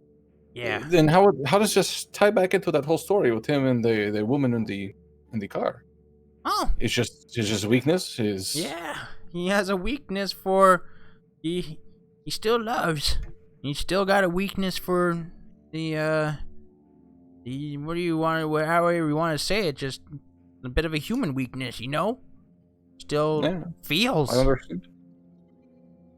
Well, I understand that very much. Well, as a human myself, I have plenty of weaknesses, and being potentially emotional is definitely one of them. Yeah. But having know that the liaison of Asmodeus may have such a weakness as well, is something I'll keep in mind. No, trust me, Barnabas, I'm not trying to go out of my way to anger Asmodeus. That is not my goal here. But you never know what comes up next time we're out on the plains of hell. If we run into him, it's good to know. Yeah, that's a good idea. I mean, Mahadi is, as I said, he's looking out for number one, literally, but what I said before wasn't a lie. First and foremost, he is a businessman. So, I don't think he'll be able to turn down a good deal when he sees it. He just has to be presented to him the right way. You know, that it's not gonna be interfering. I have dealt with many quite powerful businessmen, most literally men in these, humans, but yeah. The way to approach that sort of thing, I have an idea. And if we have a remnant or a artifact of something that would remind him of something that makes him quite emotional, perhaps we leverage it a little bit if we need to. Yeah, could be a good idea. I like it. I think for the moment, though, for now, I am enjoying this rest where we're just going to hang out and get high and talk magic, but when we head out there, I'll keep that in mind. Okay. As long as we don't blow anything else up on the way. Yeah. Sounds good. Well, thank you for the residuum and thank you for the conversation. It's thank you for definitely better than the rest of the conversations here. I love Maggie, but she's a little bit nuts. Hence her name. But yeah. I have gathered. Well, put in a good word for me. I'm going to go back and see what is going on with our friends in the repairs now, but it was a good talk. All right, so I'm sure I enjoyed it. Back in the repair shop, we see Sonya working, sweating, shirt off, flexing, getting the tank up on the top of the Soul Train. Basically, Sonya, would you be doing work or would you be doing more directing than working? Like literally flexing than working? I think he would actually be getting his hands dirty, but the one thing that I think he would also, he would definitely just be trying to do a lot of the work himself because he believes in himself being doing the best work. But I think he would also consider that if he's doing this, he would want to have an updated set of armor commissioned. Yeah, absolutely. So yeah, I think as you're working alongside Chukka and Clonk, they see you you're getting hot and sweaty, so you take off the chainmail and you hear the thundering footsteps of Mickey, the big fucking the fiendish flesh golem, as he comes in and you're up on the Soul Train hauling some stuff, and he just picks up with with two fingers, he picks up your chainmail and shakes it, looks up at you. Puny. Weak. And you just like flinging it around like a blanket. Well, you know, it's perfectly fine. Could you do better? Yeah. He like pokes a claw through it, like poink, poink. Yeah. Clunk. Chaka. Big bang. Armor. Punk punk. He just kind of like makes motions of like, like slapping his chest and like just doing like the almost like a haka style thing. Chaka and Clonk look at each other quizzically, and look up at you, and Clonks just barks out, "Armor!" Armor. That was my armor, and now it's holy armor. I think I made a joke. They both look at each other and let out like the same groan, and it's obviously like Mad Maggie's groan, like, "Argh." Oh God. But yes, I would need new armor now. Well, they look around and they kind of like, you see them like kind of bob their heads, look at like piles of scrap around here, and they let both of them give a grin if some Kenku could grin, and they begin cobbling together something. So you watch as they like start grabbing like bits and pieces of like scraps from infernal war machines, like the large spiky carapaces of some like a tormentor. You see bits and pieces of the blades of an old demon grinder, and you see the sparks flying and things like that as they start welding it together. And after an hour or so, they have this. They have what looks to be an outline of something, and they call you down. And one of them, Chukka, looks up and says, "Fit?" Like a question mark at the end of it. I kind of take it and like try to just see how it would slide in there. Yeah, so it's it looks to be almost like the start of what's going to be a full set of plate armor. But it's not complete just yet. It's just basically like the dimensions of it, and you kind of can get the feeling that this is going to be some pretty Tempest warlike as fuck armor. They look at you, and you look at it, and it's got like rusted appendages and blades and hooks on the side of it. It's definitely something that is not going to be good for hugging, but it looks to be something that would be great for just being in the fray of things. I mean, you got enough pointy bits on there. I like that, but is there a way you could put my face on there? No, don't worry about it. You can't do my face justice like I can. This is a good start, an excellent beginning. They nod. They look at each other, and one of them barks out, "1 coin!" I would happily give them a coin. All right, so Sonya's armor. Coin. All right, cool. So you're getting something commissioned for them, and I will explain what it is afterwards. Snap. Cool. Armor and pointies. Yeah. Let's see. Before we take a break, what would Glimmer be interested in at this point? I have a few things. Nice. So the first one is I would like to know if there's anything around here that could be used to like give some of these machines a paint job. Oh. I don't know if they have a whole lot of color options here. Yeah, it's like gray, dust, Or and rust. darker. Yeah, I was about to say. And do you like brown? Let's see. Like hallucinatory terrain isn't too much. Okay. So you look around and you're asking about that, and you hear Maggie shuffling up behind you, and she says, "Oh, you're looking to do some extra painting? Not much that we got here. Gotta say, it's a little bit sparse, but Yeah, the whole color spectrum here leans a pretty heavy red. yeah, absolutely. But slide me a coin and I can, I'll take you somewhere. Oh baby. Sounds like a night to remember. I'll pull out a coin. You got it. Let me know when you're ready to go. Okay. Oh, actually, Maggie, before you go, I did have another thing that you might know about with the coins. They have that weird, like, thing when you're near them or you touch them, they, like, sit in your head, right? They screw with your mind. She looks at you quizzically, and Barnabas floats into view, and he's just like, Oh, Maggie, we don't experience that because we're depraved and bad. Oh, right, yeah. Cool. Well, if, say, someone sat near a very large number of those and it may have really screwed with their head, could you get rid of that? Depends on how badly it's screwed with them. And maybe, I don't know. Like Stop if talking in someone hypotheticals, Glimmer. Tell me what's up. It's not... okay, if someone had permanent disadvantage on insight checks due to sitting near a bunch of these coins...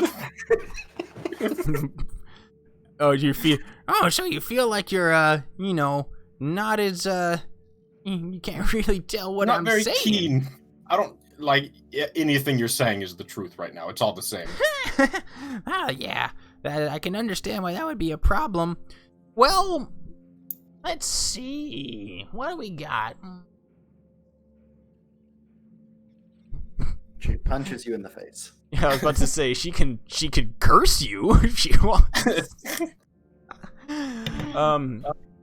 She looks at you and she says, I'm sorry, there's not much that I can do personally, but, Learned. there's definitely people here in Avernus that might be able to help you. But Do you know anyone You'll- specific? you'll need some. She thinks for a moment. Let's see. Looking up something. Where to go? There it is. Hello. What do you got? Hello. Is it me? Phone. No, that thing can't. Oh.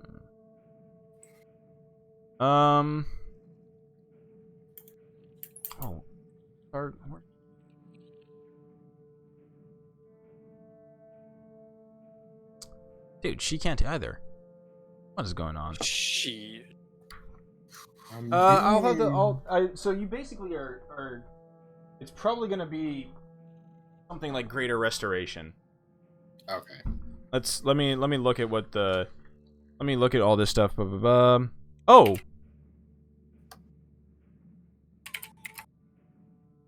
Interesting. Basically, she talks to you and Maggie says, well, maybe just me, but spending time away from those things, if they're having that effect on you, might be good for you. So, like, sleep on the opposite side of camp? Maybe? Oh. No, that makes a whole lot of sense. Thanks, Maggie. Remove the poison, and suddenly the symptoms stop. Right. yeah, actually, so for the thing that you gained from sleeping close to this thing, I forget which one you got. You got, Permanent disadvantage on insight. yeah, Everyone is believable. forget which one it was. No, not broken will. Not compulsive. Oh, I got one too, right? Yeah, you got the You got the hoarding steal one, I everything think. or whatever. Yeah. Yeah, Yeah, the one the one that's already me as a person. So Yeah, I was about to say, yeah, the one that didn't affect you at all. I mean, here's the thing: it technically would affect Aphelion, but not me. I am the loot hoarder. Oh wait, I think you got reckless. No, Loot order or loot? no, whore? you got trusting. You got trusting. That's the Yes, You become that's the eager to answer. accept others at face value, have disadvantage on the win side checks. Yeah, so basically, if you spend some time away from the coins, and that source, your levels of corruption will go down per day or per week, actually. So this downtime will actually, if you can get rid of enough of them and you can, stay away from them, you can the corruption will go down. Okay. And then seeing Sonya getting some new fit, some new drip. I've been wearing some pretty shabby leather studs, but recently I learned how to use shields and a little bit heavier stuff. While you're at it, could you beef me up a little? Beef me up, Daddy. Shields and a little heavier stuff. What are you looking for? Not for? like way heavier, like a breastplate. Oh, yeah. We can fashion up one of those for you. She calls over one of the red caps who's been hammering away diligently at something. Basically, is able to, you'd be able to have him fashion something up for you. Okay. And do you want you want a shield, you said? I have the shield. I just didn't know how to use one when I first got here. How's that snake gun doing? Oh, this thing? Yeah. We be popping boys. We popping caps. Well, I got something if you're willing to trade it. Go on. Python rifle. Anaconda bazooka. Yes. No, she takes out a Cobra weapon. cannon. She takes out a weapon, and it's a short sword, so you're able to use it. And she shows it to you, and on the side of it there is what looks to be some runic writing along the blade. And at the hilt, there is, on one side of the hilt, or the guard, I guess you would call it, right? The cross guard. On one side, there's the mask that's like the sad. You know the two comedy masks, the laughing and the sad. So one side has that, the like the sad face on it, and the other side has the laughing face on it. And she smiles and she says, "Yeah, so I know you might like popping snakes at folks, but it is quite fun. I can trade you this if you're looking to be a little bit more in the fray, if you know what I mean. Be a little bit up close and personal. You're gonna be beefed up with that breastplate. Trade to this. That's true. What does it do? Does it just smile at me and cry at them? No. It's got some magic qualities to it. Well, basically, perfect for you, my bard friend. It's a sword that would allow you, when you hit a creature with it, you can immediately use Vicious Mockery as a bonus action against the same creature. Now that is bardcore. She's got like this sort of diss track. Yeah. That's awesome. Yeah, I think I'm gonna be down for that. Popping snakes at people is fun, but then you just have wild fucking snakes running around the battlefield. So it's been a problem. It's been a big problem. I'm not even mad, but Everyone pulls up like their socks or pulls Yeah, down their he's socks. got There's bites on their snake bite ankle. fangs on all of everyone's ankles. Exactly. So it's a weapon called the Mocking Blade. And yeah, it's basically allows you to use your DC on the Vicious Mockery, and when you do, the words that you use appear written along the blade for a minute or until you replace it with a new insult. However, there is a slight downside. If a creature rolls a natural 20 on its saving throw to resist the Vicious Mockery when you use it, the face on the sword's hilt screams insults at you instead. The screams are audible out to 30 feet and are filled with insults directed at your deepest insecurities and regrets. Any creature that hears these insults is made aware of your weaknesses, granting it advantage on the next attack roll it makes against you until the start of your next turn. I am a gambling man. This is true. Okay. Yeah. So you're into it? I'll trade that, yeah. Okay. So she is open to the trade. She smiles at you with and looks over at the red cap who's starting to kind of bonk away at some armor, and she just says, I like your style. I like that you're willing to risk it all a little bit, you know? So A little bit. yeah, we'll call that armor on the house. And but if you're Maggie, interested, it's a pleasure to see you every time. yeah. If you're interested, well, they we got that we got a trip to take to get you that paint. Hell yeah. okay. And with that, yeah, I'm ready. All right, so as we take our break, you watch as she planar shifts you Oh shit. and her to the Feywild. Oh. So you get shifted with a popping sound out of Avernus and into the Feywild as you are now, your eyes, you have to blink as you're like, nearly blown away, your senses overloaded by the colors, the smells, the sights of whatever you're seeing there, the grass on your, like, wrapping up around your legs, and just the, you're actually seeing like real wildlife flitting from tree to tree, the beautiful starry sky above you, and around you you see different like wildflowers and things growing on trees, all readily available to pick and bring back.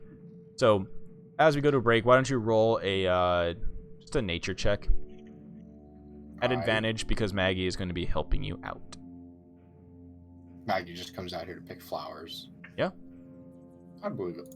I do have one other little thing that I would like to do before we move out. Oh, you're not? No, we're not moving out yet. There's other. Oh, okay. Yeah, I just want to take a break, and we'll continue on with whatever everybody else is wanting to do. Spend another hour and a half shitting around. Yeah, dude. I mean, this is a gear up time. You're starting to kind of move into the next chapters here. So yeah, a 24, you gain enough to you gather like armfuls of beautiful berries, flowers, any type of color that you're looking for. Able to get that stuff very easily. And Maggie looks at you and she says, "All right, you ready to go back?" Yeah, I think so. Before we do, actually, is there anything that's like bioluminescent, maybe? Oh yeah. Just because this place is wild. Yeah. With that nature check, for sure, you find like as the you spend, maybe you're there in the evening, and as the sun begins to set, you notice that there is crawling up a tree, just the same way that when you were in Avernus and you're looking at some of that like hellfire armor and stuff like that, there's that deep orange kind of veins glowing and crawling up the armor or the buttresses or any of like the metalwork around Avernus.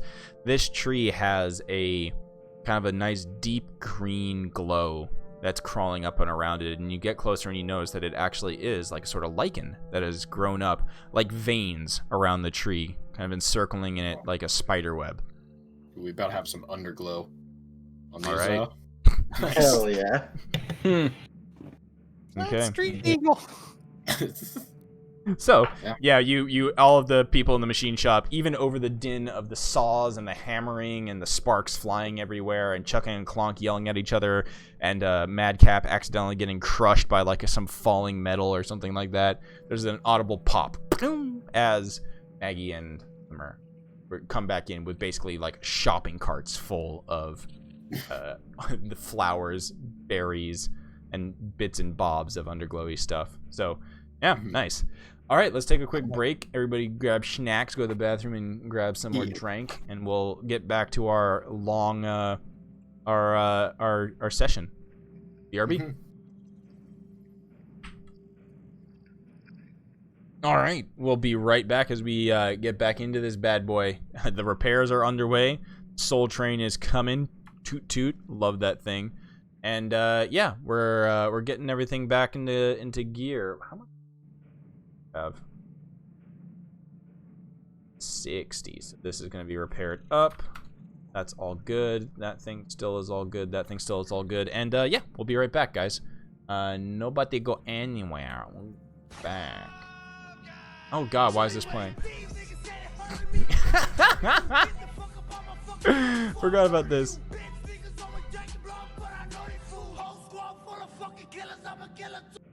Nice. Right, be right back.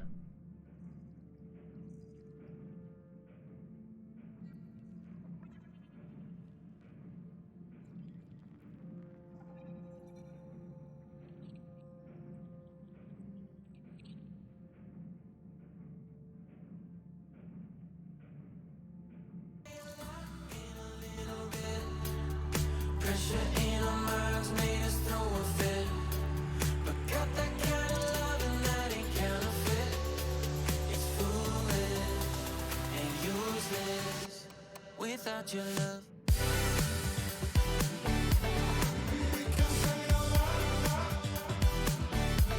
Without your love.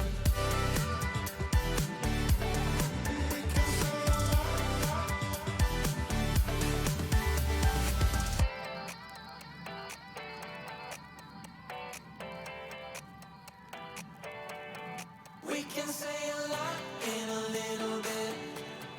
Pressure in our minds made us throw a fit. But got that kind of loving that ain't counterfeit.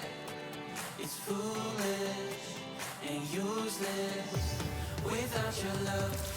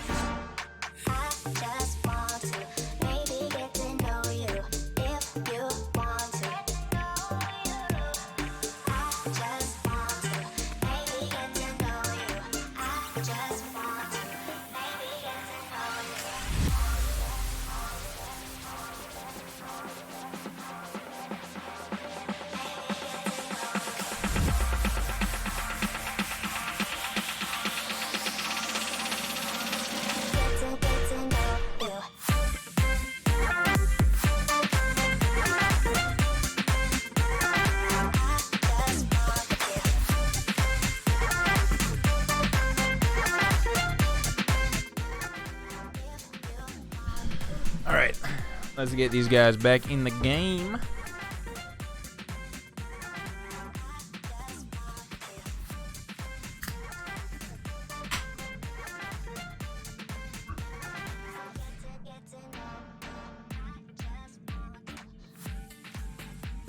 But it's pleasant. In so- fog and pleasant. Yeah. What? Not even. Up here, we have like a temperature range throughout the year from like -10 to 110 degrees.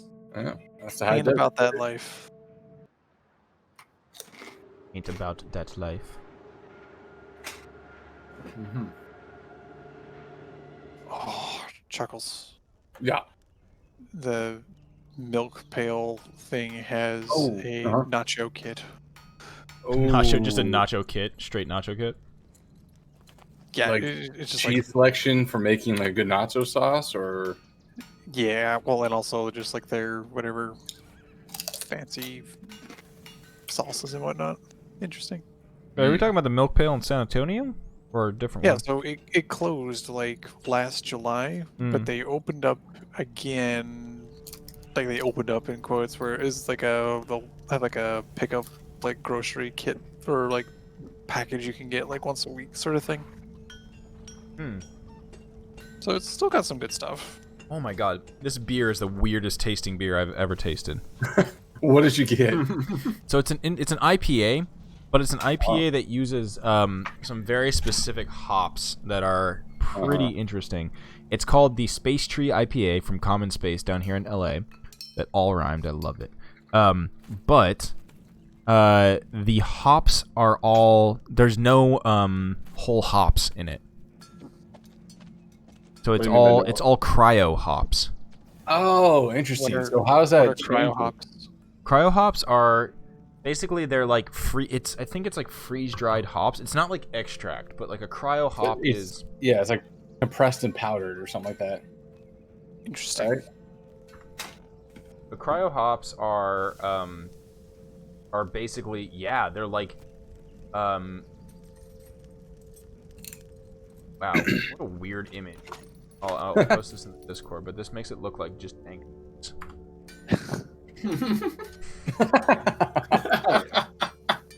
The rhyme on the whatever the thing on the top is. Yeah. Cryo hops, hop cones are frozen with liquid nitrogen. Then the lupulin glands are separated from the now nearly completely debittered leaf for low alpha bract. Okay. That's a lot of words. A lot of Yeah, weird the words. glands that make up cryo hops are the concentrated bittering and oil containing portions of the hops. They are extremely high alpha acid, but using them just for bittering is kind of a waste. So basically, it's aroma and flavor you can bring to your beer. It's just like intense, and this is some intense flavor. It's like flavor that we never really tasted in other beers out there. So yeah, It's like the flavoring of the hops that is usually masked by the other flavoring of the hops, pretty much. yes, this one is like, it's pure flavor. It's like taking your drink of it. I think the closest thing is that you're getting like that really like a fruit or like a stone fruit flavor. Actually, that's it. It's very close to like an intense like peach flavor. Ooh, that sounds really good. It's good, but it takes some getting used to. Like your first drink of it, you're like, whoa, because it's like it's a different taste. So this has two different cryo hops, Cryo Sabro and Cryo Amarillo, along with Flex Extract, which I have no idea what that is. Flex. Uh, You got hit with the flex. I'm sorry, that's Sanya's Yeah, patented Sonya's flavor. scent. Just straight flex. Flex Extract. But yeah, so it's an interesting beer. All right, so back to it. We see Glimmer pop back into existence, and Aphelion wants to do some stuff. And actually, I assume that Aphelion wants to do some stuff that has to do with getting rid of his bow and finding something else. No, I'll keep the bow. Like, I don't have any reason to get No, rid you of gotta it. get rid of the Keep bow. the That's the deal. Gargoth needs bow. Yeah, well, Gargoth can suck it. Damn. Like, I was talking to Lucy about this. This is like an interesting thing of like, You guys both have something on each other. he's my patron, but I'm kind of his master. Yeah, it's like- kind of it's a weird sub-dom relationship. Yeah, God, it's a switch had to make it relationship. weird. Okay. Well, what are you curious about or looking for? I want to find a rapier or rapier equivalent, like a saber would be good. Just like a finesse 1d8 weapon. Well, what do you know? I have something. And let's see. So you're looking for the rapier, and yeah, cool. Okay, so how do you want to go about finding this? Are you gonna look? You looking to see if Mad Maggie's got anything for you, or are you going to look to external sources? I'll ask Mad Maggie if she's got anything of the sort, and if not, I'll just say that I'd like to head to the bazaar before we head out again. If you're So- looking to buy local, I do have a rapier on me that I have no longer. That's Support convenient. local businesses. Okay. Oh, interesting. So yeah, you want to hand over that rapier because there's something that can be done with that for sure. I literally don't need it anymore. Okay. So, with the rapier in your hand, you get that tingle in your mind as Gargoth speaks to you, Aphelion. And he his low rumbly voice echoes through your mind. A normal rapier is not good enough for my patron, or for my disciple, my new soul. Not yet. Not your soul yet. Oh, I know. But it does belong to me, and I must protect my property. You hear a creak on the shield, and you look as the jaws of the shield like kind of open up a little bit, and you can see some red, kind of almost like rust colored dust in the maw of this shield. The voice again says, Pass it through. Just run it through my teeth. I promise I won't bite it. I will insert orally. okay. So you pass the rapier through the kind of, it's almost like it's a super fine dust. Looks like rust. It has that same kind of color, almost like this reddish hue to it, but it's fine like sand. And as you pass the rapier through it, you watch as the dust adheres to the blade, sinks into it, absorbs itself into the blade, and the blade, which was silver to begin with, gets this reddish, brownish tinge to it. And there's a low laugh from Gargoth. He says, I haven't been able to use my power like this in a while. It's nice to make things again. Use it wisely. Okay. I have a red rapier now. yeah. And as you like train with it, get used to the weight of it. It wasn't yours to begin with. It was Glimmer's. I mean, it's not like the rapiers were made for each character, or each person, but you get used to it, and slowly you attune to it. So, you now are in possession of the Cinnabar Rapier. Magic Rapier is alchemically coated in a thin but toxic layer of cinnabar. The weapon has 10 charges and regains 1d8 plus 2 charges at the dawn of each day. When you hit a creature with this weapon, you can expend one or more of its charges. The blade's poison leaches into the blood of the creature you struck, dealing an extra 1d4 poison damage for each charge expended this way. Okay.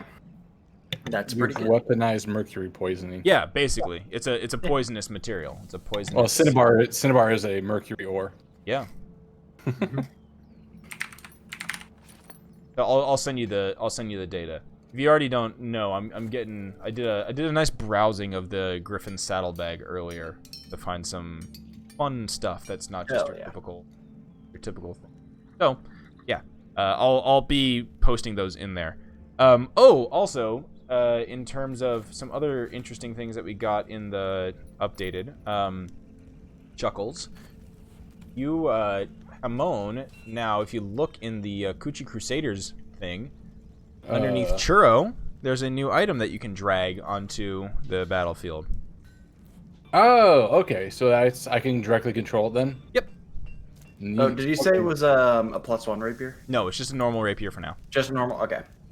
So if I drag it in, I just have control of where it's located, and then all the rolls still go through Hamon because that's Correct. Yeah. Okay, yeah, that makes sense. Perfect. But it actually is the I just tokenized the dancing All bit. right, I'm gonna test it. Oh, wait, hold on. Oh my god. Okay, that's not. Tokenize me, Captain. I try to drag it. It's oh no. Okay. Oh, it turned into you. Well, when I try to drag it, it selects everything above. So I'm trying to There you drag go. the entire Kuchi Crusaders onto the field. I put it next to you. Is it considered magical for the sake of overcoming Yes, it is. resistance? Yes, it is Okay. considered magical for the sake of overcoming magical resistance. Oh, I see. Oh, Perfect. um,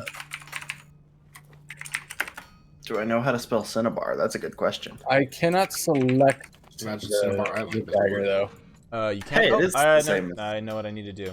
Sorry. Okay. I got it right. I gotta do that, and then so now you should be Ah, able to there we select go. it. Yep. All good. Okay. I need to open up this sheet. Make sure that it's saved there.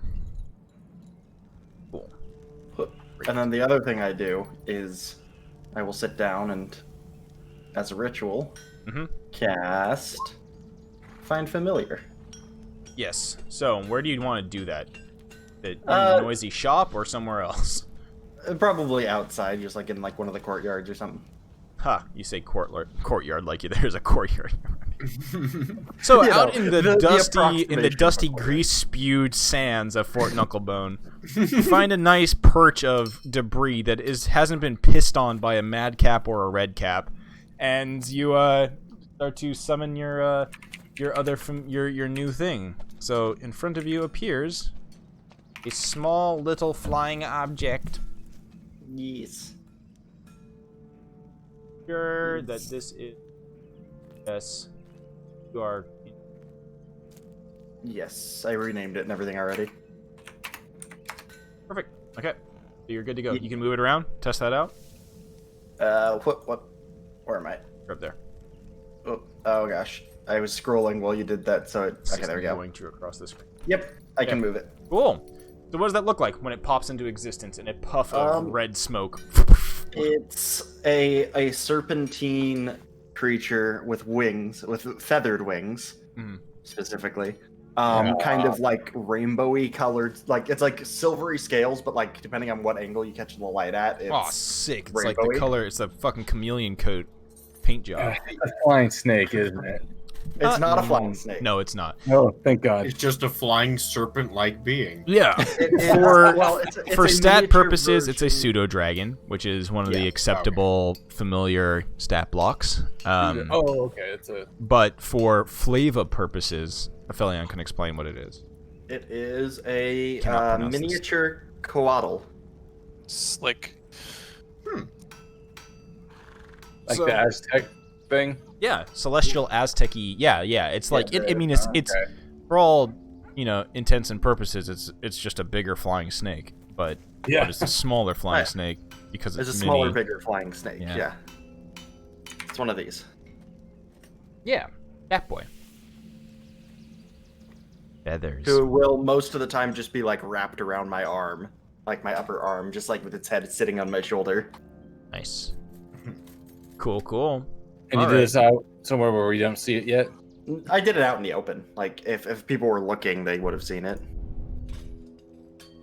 I think I'm still getting high with Barnabas, but when I notice it, I'll make a comment. Yeah. Hmm.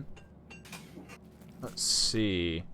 Oh, let me look up something with just a moment. Oh yeah.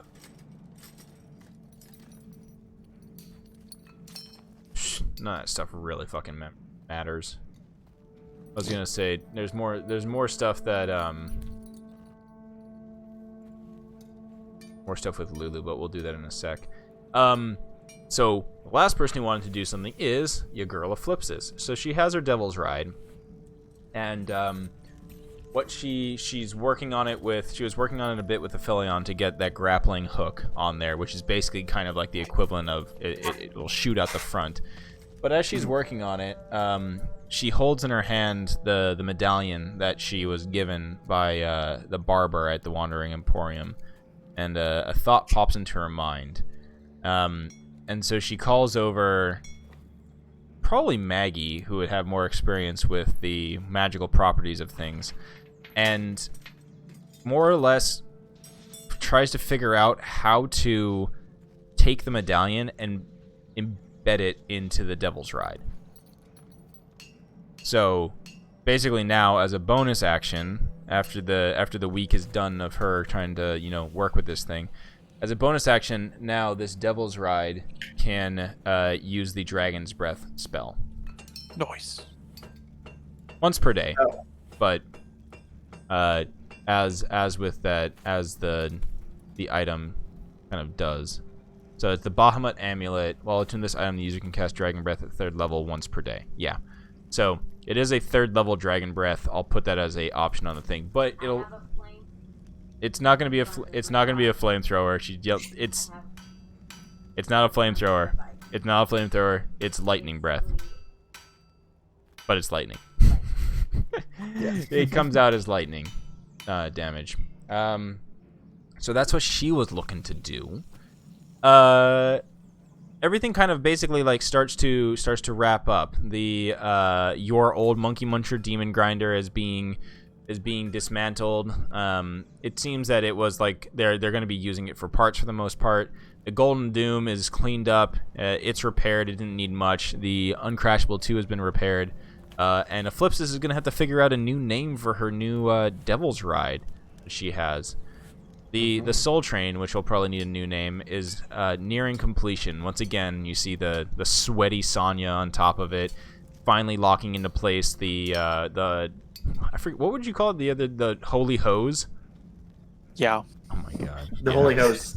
Holy Two. Hose. Holy Hose, Two. manned by the Holy Host. There we go. And his Holy Hose. Yes. That is being completed. On the other one, it has the Soul Cannon, which, as explained to you guys by Chukka and Clonk, actually requires soul coins to charge it. Yep. It's a powerful weapon, a very powerful weapon, but How many charges can it hold? each soul coin gives it. I don't want it to. I think it's a strong weapon, but I don't think it's like the equivalent of like one coin equals one coin One equals shot. one shot, because that's pretty pathetic. I'm not gonna lie. That's a lot of pasta, or that's not as much as I would like to. We can get a better deal. Is what I'm trying to say. Let's see. Where's the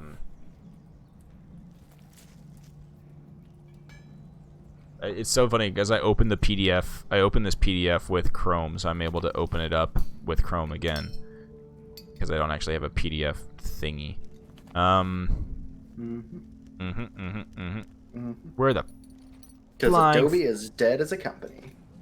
As far Adobe? as anything outside of Photoshop. Yeah, anything outside of their creative Adobe creative stuff. I mean, right now Flash is with dead. work, I'm literally dude. Straight up, our game company is literally racing against the clock to have some of our games which are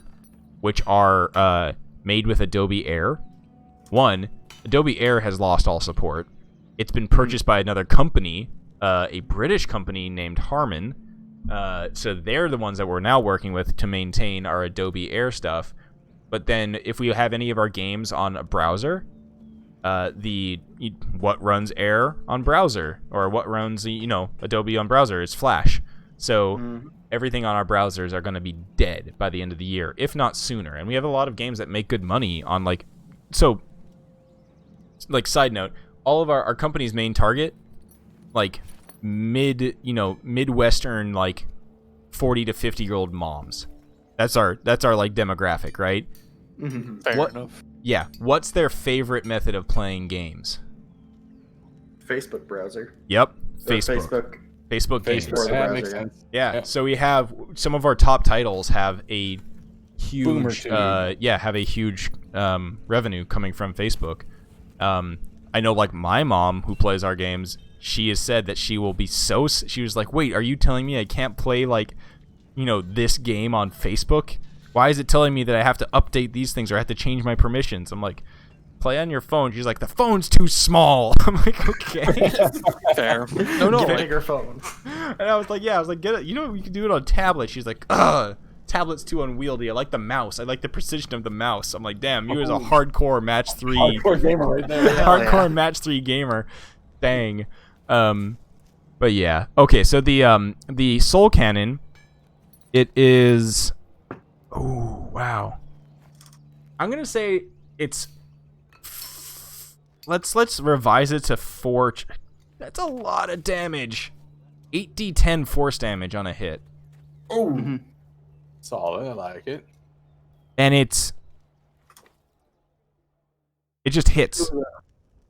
No. Oh no, it's a martial ranged weapon. Sorry. So it does have the same thing as like a harpoon thing. So it's still a roll to hit. So fuck it. We'll call it like, cuz you still have to try to hit stuff. I'll put it at like 4 charges for a coin. Okay. That's a very dangerous How slot. many charges can we store in it at once?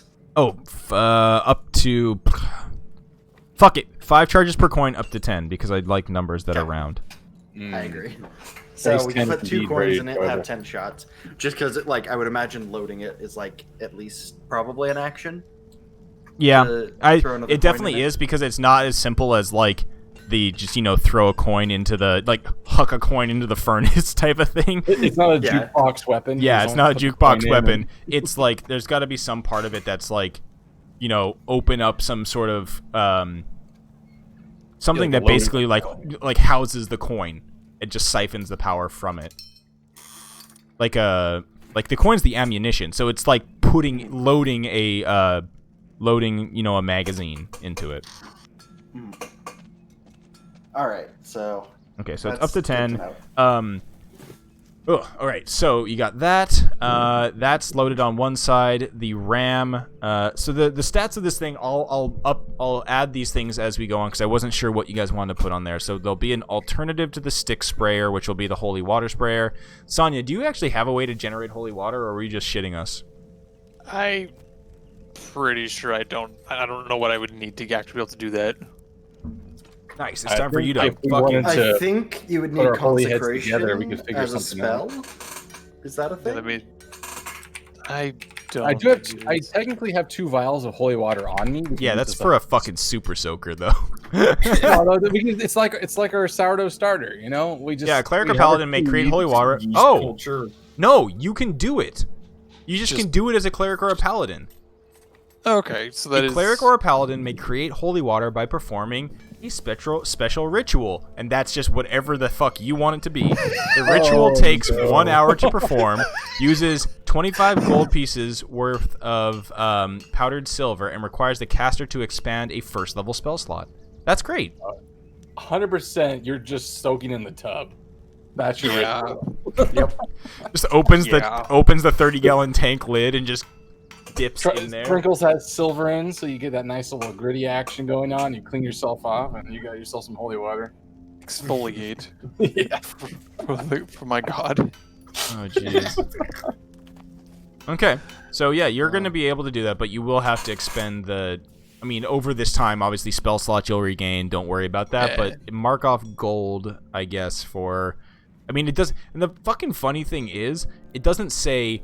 It doesn't say can create X amount of holy water. It just says can create holy water.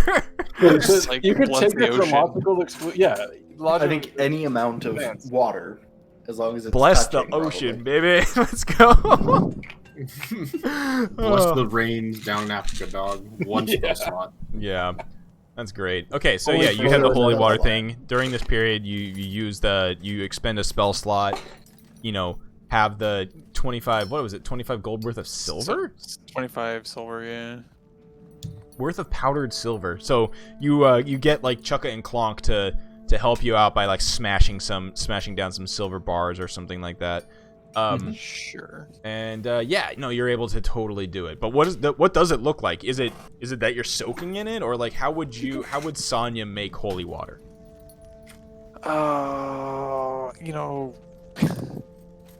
There's like the crude way I want to describe it, but that's the way I actually want it to be. Are you teabagging it? Yeah. All right. But, like that's not. I don't actually want it to be that way because that's a little too You like gotta dunk the goods. little I too. could, I Really mean, is I can Sonya imagine, adapting. I can just imagine Sonya just being just like, look away, and just being like, just doing the what's that, the Batman gif of the Oh, yeah. animated Batman gif where it's just like thud thud thud thud thud. Like making Japanese mochi, but like with your crotch. No, but I understand. You do it in a more classy way than that. You'd be classier. That'd be more of kind of like this is like the water's like very still like a mirror, right? Kind of looking at it, it's like, oh yeah, who loves you, baby? Oh, Sort yeah, of just it's talking it's to it. wholly in the sense where it's like you're making it wholly based off your own image, which is fucking perfect. So it's basically like Narcissus, basically, right? Just Yeah. kind of obsessed with how good I look in this still thing of water, and then like when I'm kind of done sweet talking the water, I'll just kind of slip into it, like, oh yeah, it's Just go time. just do the fucking Geralt in Witcher 3 like in the tub, just legs and arms splayed out. Love it. Yeah, actually, I didn't even think about that, but yeah, that's perfect. Now, is this visible to everyone in the camp? Are you on top of the thing, or Yeah, just- totally. Like, why wouldn't you look? yeah? Please drink in this vision. Behold. Let's see. Yeah, is totally. there a? Oh, it's The only it's class from that the created it's Sonya, from they the thought it was show. good. You Was don't that? get one from the game anymore. Don't get what? Sorry, I'm looking up Witcher Bath, and it's only from the Netflix series now. Well, if you look up like the gifs of it. Hey, Normie's ruining my games. No, but this is pretty close. Just Sonya. No. Yeah, especially because he's even got like a silver necklace on. Yep. There's you 25 gold worth of silver. Heck yeah. Yeah, and it says Jamie says a few drops of glistening sweat as well. Definitely will help. Oh, for sure. Okay, so yeah, the week starts to come to a close as you guys finish all of your downtime things. The new Devil's Ride is pimped out with the grappling hook and the 3rd level Dragon's Breath spell attached into it, kind of like permanently there. Glimmer, what would you be painting? Like, what would the paint jobs be on the? Because now you have 4 vehicles. What would you do? Mm-hmm. All right, so for the Soul Train, I want to do like a World War II Babe on the side of it. On the side. Fuck yeah! But in like Pin up. Crusader armor. Oh, Oh no, I like it. I like where it's going. So, my mom. yeah. It'd be a tiefling woman. Okay. Tiefling Crusader armor with the Crusader TBD logo. Oh, got it. So it's On one it's a pinup. It's a armored pinup tiefling. Mm-hmm. This is a request for chat. Make a Coochie Crusader logo for us. Armored Somebody. pinup tiefling with the Coochie Crusaders on the side. Okay, great. All right, cool. Soul Train complete. Then for the Golden Doom, we kind of discussed it.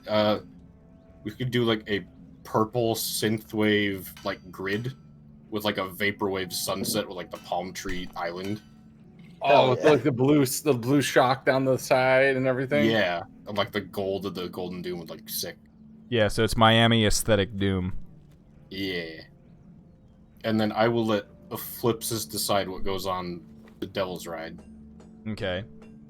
because I'd assume that we would. What Yeah, I was got the name this- you this came thing up going on with? here. I don't, did she come up with a name for her Devil's Ride? For the new one, not yet. Also, I Okay, realize now we can I- rename the Golden Doom the Golden Vice or something like that. Golden Vice. Yeah. I like it. I like that. But you had a good name for the Sweet Tooth 2 earlier, and I can't remember what it was. Oh, the toothpick. Oh yeah, the toothpick. All right, so it's going to be the toothpick. P-I-K. T-O-O-F-P-I-K. Yes. Toothpick. Okay. Oh, she has another idea. Oh, P-I-X. Toothpicks. Toothpicks. There we go. Nice. So yeah, the toothpicks has been christened. I don't know what she can describe what it would be, but I assume it's something that's a little bit could have a paint job on it or could not. I don't know. But for the Uncrashable 2, what kind of paint job we want to go for there? I completely forgot about the Uncrashable 2. Well, Sonya drives that one mostly. Sonya, what do you want? So is it gonna be a pinup of Sonya on the side? Yes, actually. Just draw me like you drew her. Alright. Do a very similar, more lewd version of what I did. I would imagine I'm in the hot tub making holy water as you do it. Or are you gonna? Is it gonna be the Costanza? Yeah, I was gonna say bearskin rug Costanza. Yeah, we could do that. It would be like a demon hide rug or whatever. Yeah, a fucking Barl Grula or whatever the thing is, the fucking giant demon gorilla Barl Grula skin rug. Yeah. That's so funny. Yeah, just on the side of the Tormentor, this dune buggy. Love it. Okay, wait, it flips this.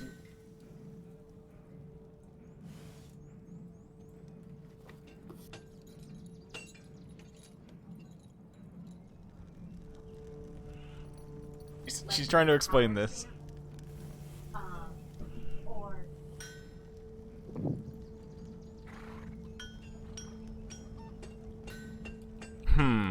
She's thinking about it being, well, you have to think about this is being paint. But the thing is, you have to think this is going to be painted on a motorcycle type thing. Okay, shadow, but not a detailed pinup.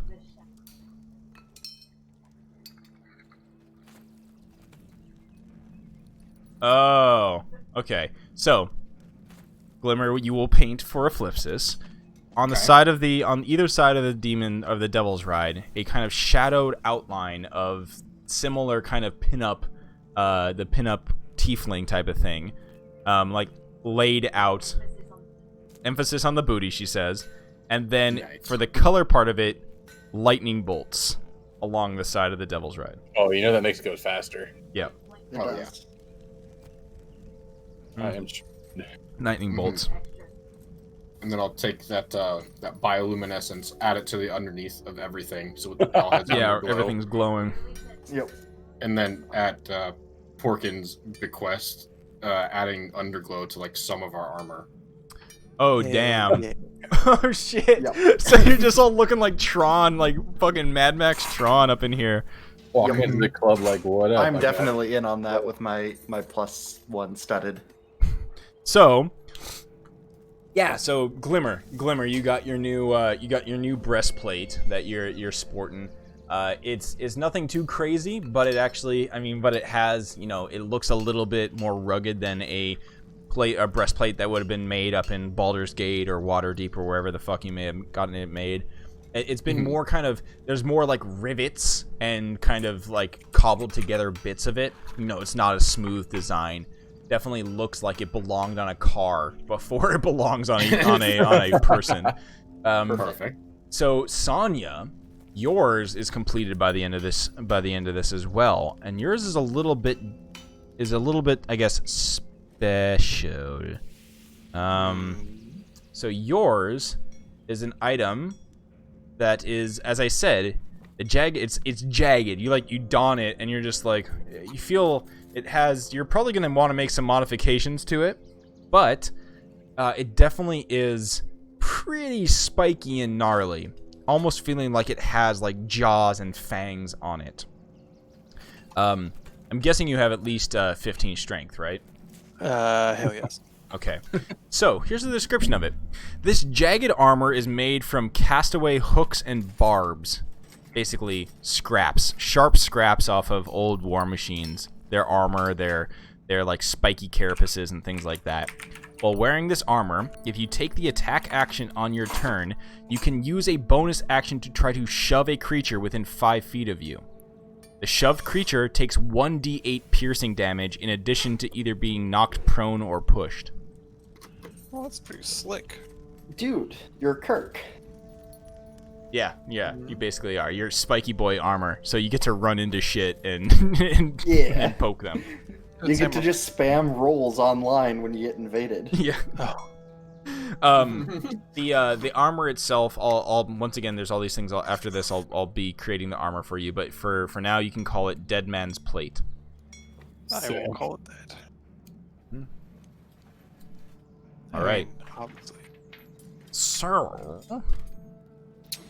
that is the kind of final piece of everything that was put together and made. All the preparations are done, and at the end of the day, let's tally it up. I'm not going to do anything about enchanting armor because I didn't think about this earlier. But I would make some of that downtime just thematically to fix all the holes that have gone to my cosplay armor in our combat. Oh yeah, absolutely. So yeah, it's nothing special. If I had some more time, I'd probably try to get it enchanted or something. But for now, I'm looking clean. For once, that plastic metal look is covered up. So yeah. So you've gone through and you've fused together your Warbler armor back into one piece. All right.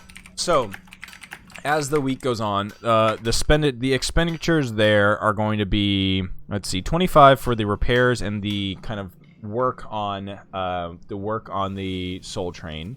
For the Devil's Ride, that's an additional 5 coins, putting you at 30, and then 2 more, one for Sonya's armor, and then 1 for the trip to the Feywild, along with the Mocking Blade and the breastplate that Glimmer got. Other than that, so that's what, 32 total. So you guys, who's keeping track of those soul coins? Nobody. Not everybody speak up at once. Actually, I don't know. I thought we gave him to Maggie. Well, no, To hold on to. if you want. So that's what we're talking about now. I'm talking about like the equivalent at the end of this. So you guys from the heist, you gained 112 coins. That's right.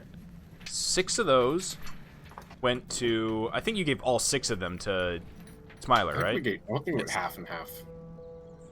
So you gave. No, I think we gave him the whole haul. We gave him 6. I thought we gave him 3. No, you gave him 3. You definitely gave him 3. Oh, I thought we talked. We were like, well, half is 3, but like we feel bad. No, so I mean I have in my notes here that you said, hey, we only got 6, but I know we said we were gonna get a bigger cut, so here's 3. And then they know. That's right. And then he definitely saw the residuum, but and you got him high off the residuum. Yeah, he tripped balls for a little bit. Mm-hmm. All right, so you did get 112 down to 109 off of those 3. So you have 109 plus whatever other ones were still in your fucking inventory. Do you just want to take this number off of the top there? Might as well. Okay, Yeah. so put you at a cool, what did I say, 32 was how much there was. So and then I don't remember who was keeping track of what. Like, you guys had a small pittance of coins from before as well.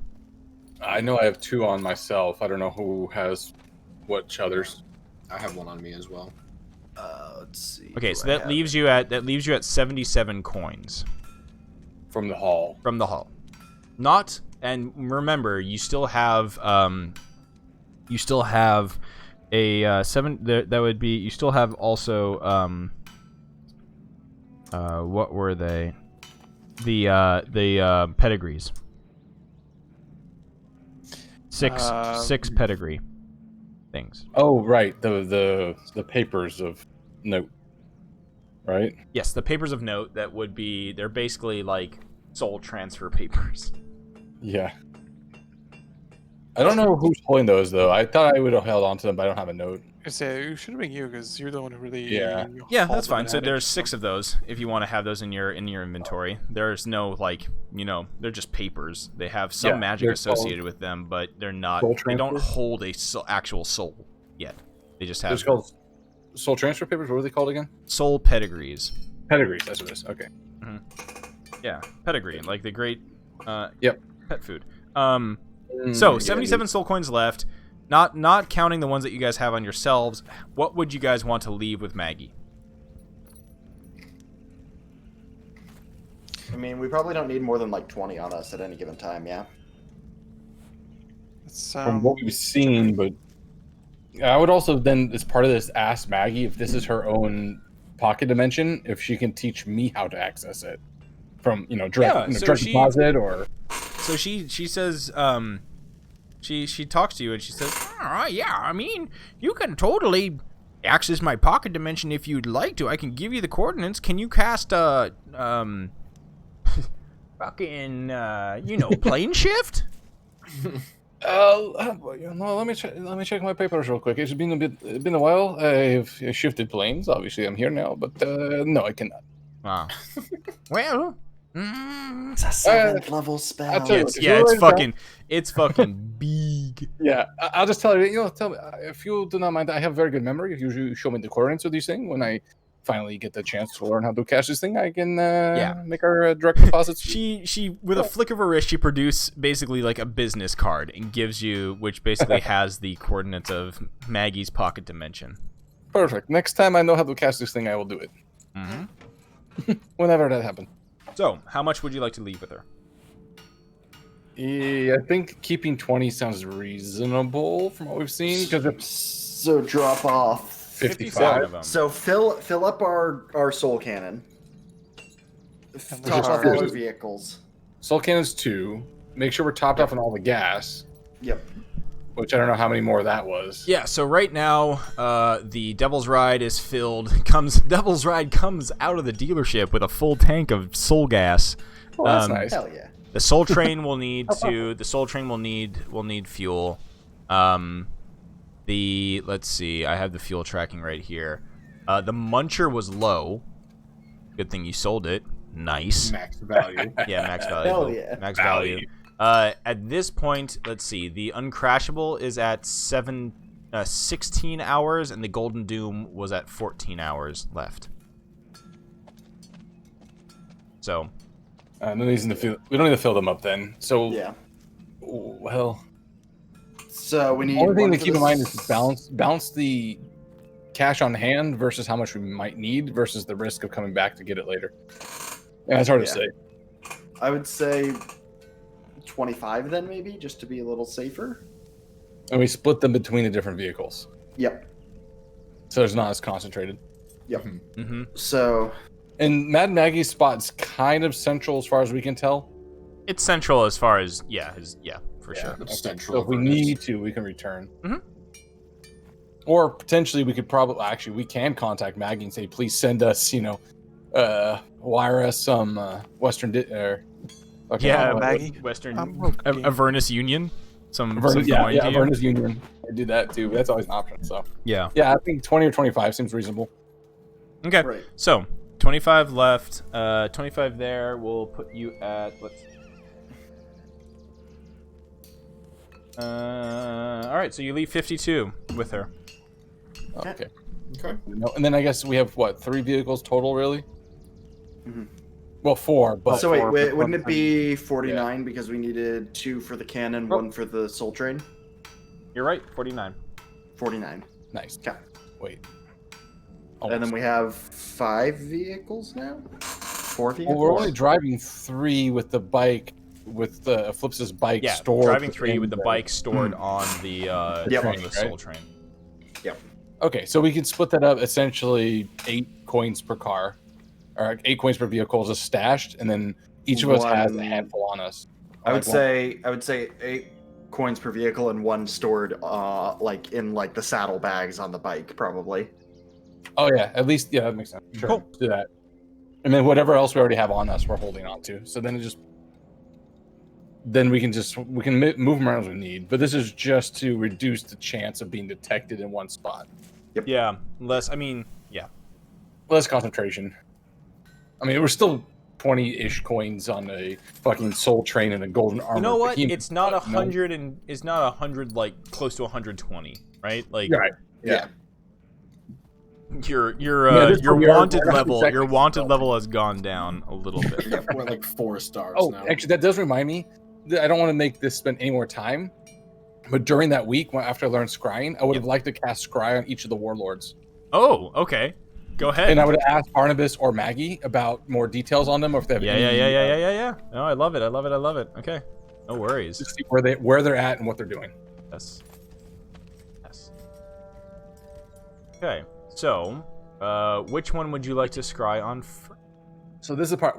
How many were left? We've So gotten two. So you're fairly certain that Feanor Mm-hmm. is still alive.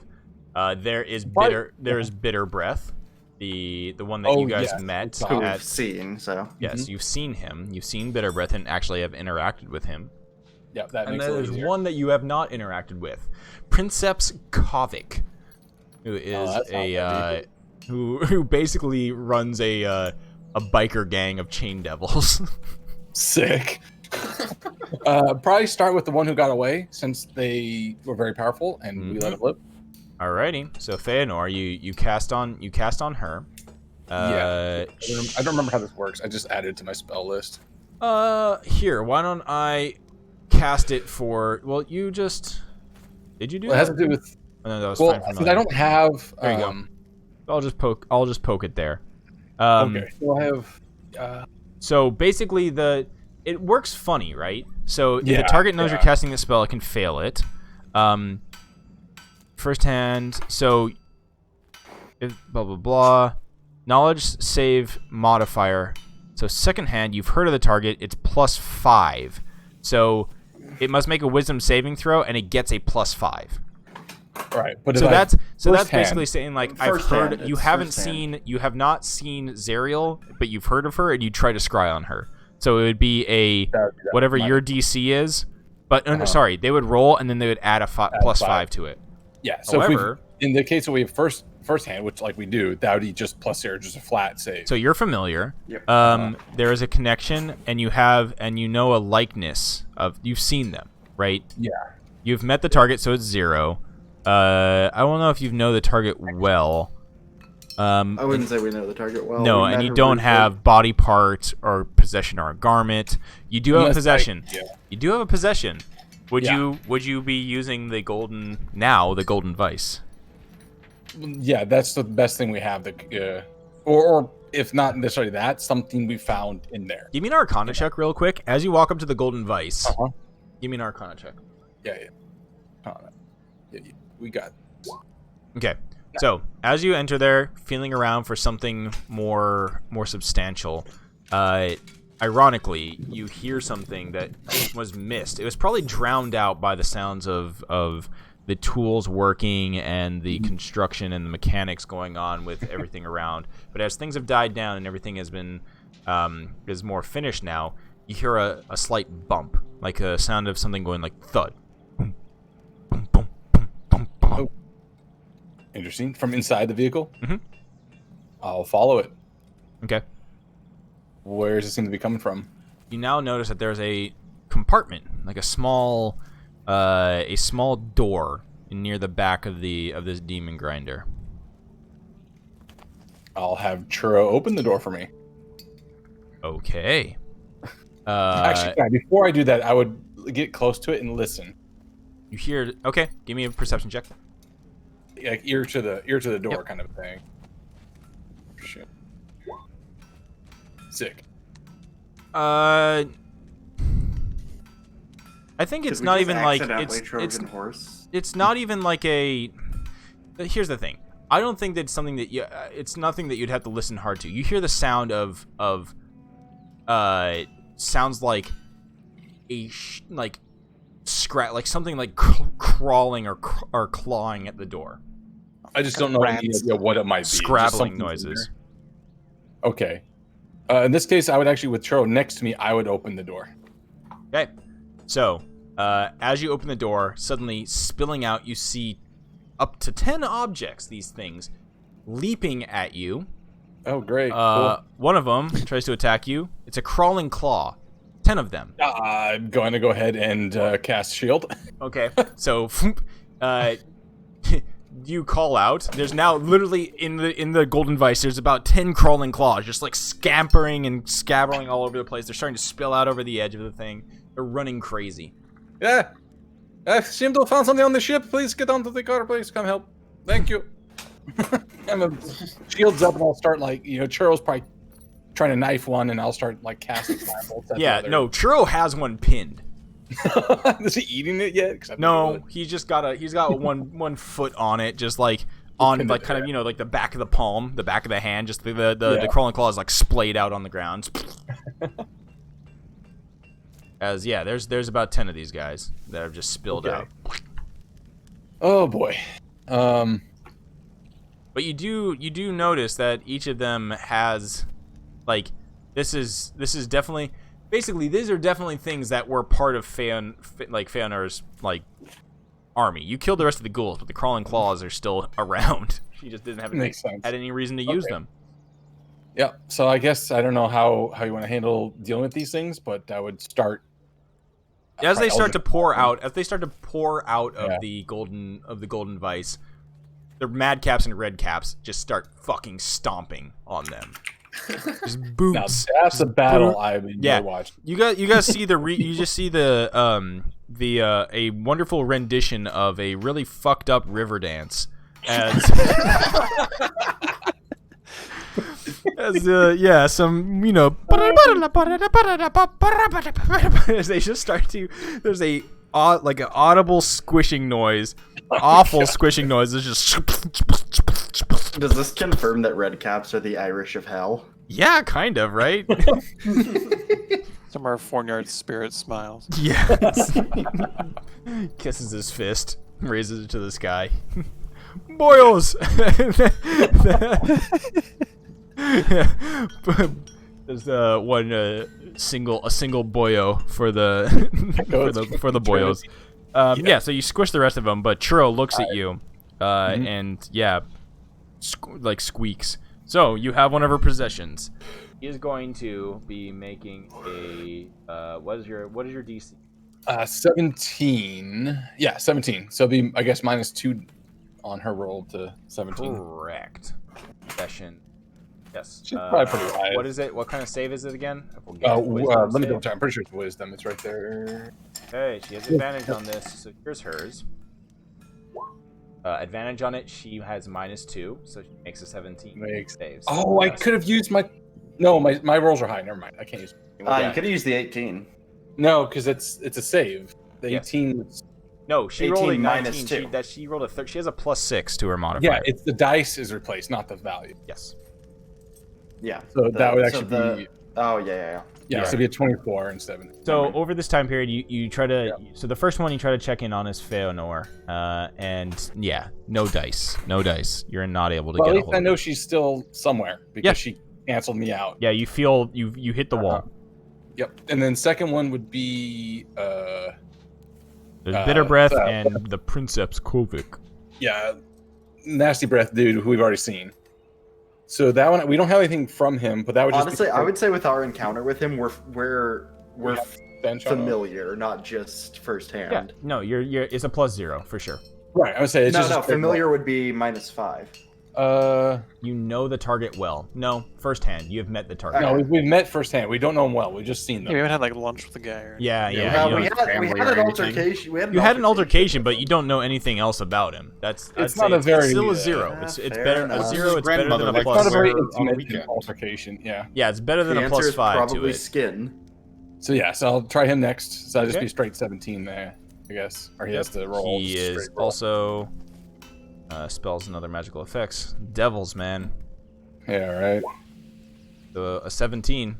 No minus. Okay, so he also meets it, so I don't get any information there. Yep. And the last guy is going to be... I don't know. I would ask Barnabas or Mad Maggie for some descriptions or something, which would give me the second hand, right? Yes. So that's +5. Damn. We'll try. And we'll roll at advantage, I'm sure. Yes. Devils, man. I wonder if there's a way I can find a way to counter out devil shit. Yeah. Yeah, it's tough. So you don't you spend your time. I mean, you feel the spell working. You know it works. Barnabas didn't give you a bum spell scroll. And actually, I realize now Barnabas would have spell scrolls stored up because Maggie actually knows Scry. So she could have given him, like, she could, dole out some spell scrolls at some point. Yeah. So yeah, you know that they're out there, but you don't know what they're doing. That's fair, and it makes sense too from just starting to use this spell, one that I'm not super familiar with yet. Yeah. And I would be going forward. I'll probably be seeking out some more information on specific target. Now, I feel like it's appropriate then, as you finish that like last kind of scry on Kovic, Princeps Kovic, you come out of your trance, your spell-like trance, shake your head, and you're just kind of like a little bit disappointed that you weren't able to get a beat on the guy. And then all of you hear a loud roar from outside of the walls of Fort Knucklebone. Well, shit. Does it sound like it might be a Chain Devil motorcycle gang? And then another low like. Oh god. And you, as you guys are wherever you guys are, you see a red cap run in and yell, Maggie! We got some warlords outside! Maggie, gets up from wherever she is and she says, Ah, shit! What the fuck are they doing out there? What do they want? and then you hear like over the loudspeaker, or like over basically a loudspeaker, a la fucking, Mad Max. it's the whatchamacallit, the dude, the original Mad Max though, not the newest one. Oh yeah. You know, where he's just out there talking. So you hear the, like, over a loudspeaker, Mad Maggie, we know that you are harboring fugitives. They have quite the amount of soul coins on them. Why don't you give them up? We'll let you keep a cut of it. Maggie kind of like looks to you, looks back at them, and says, I ain't giving you guys up. Cool. Giving me business, man. What are you... Shit. Wait, well, hold on. Don't, can I give her a smile? Don't give up on us that quickly. Perhaps we could use this to our advantage. You would pretend that you're going to give us up? Was there a back exit to Fort Knucklebone? We don't really have a back exit, but... She looks over to your newly minted and kitted out soul train. I mean... Do you have, like, maybe a sick jump near the wall? Yeah, we just sick jump near the wall, no problem, but... Okay, I've changed my mind. Not sneaky. Let's just plow through them. So the soul train, just so you know, the stats on the soul train is a modified demon grinder. Demon grinder has 200 HP, soul train has 300 HP. It also has much more increased, let's call it the, much, like, bigger, its strength is and its constitution are upped. As I also said, siege engine. However, its speed is not as fast. However, you can still use some of that lovely demon ichor if you are interested in putting them into the newly minted furnace. I just got a really dumb idea. Go on. Listening. Okay, so we got the soul train. We got some baddies outside. We got a wall between us. We got some demon ichor. And I have wall of force. We can make a ramp. We could ramp that shit off over the wall on top of them if we want to get right in there. Can we see how far out they are?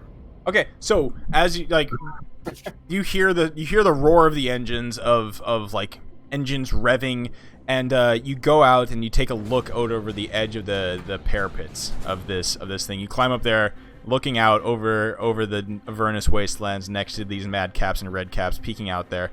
You see about a dozen war machines. Oh, there's a lot of them, huh? Oh, we can take them. It'll be fine. You see about a dozen war machines. You see they're all kind of like mixed, but you can kind of see the delineation between them. You see Bitter Breath and his hobgoblin gang.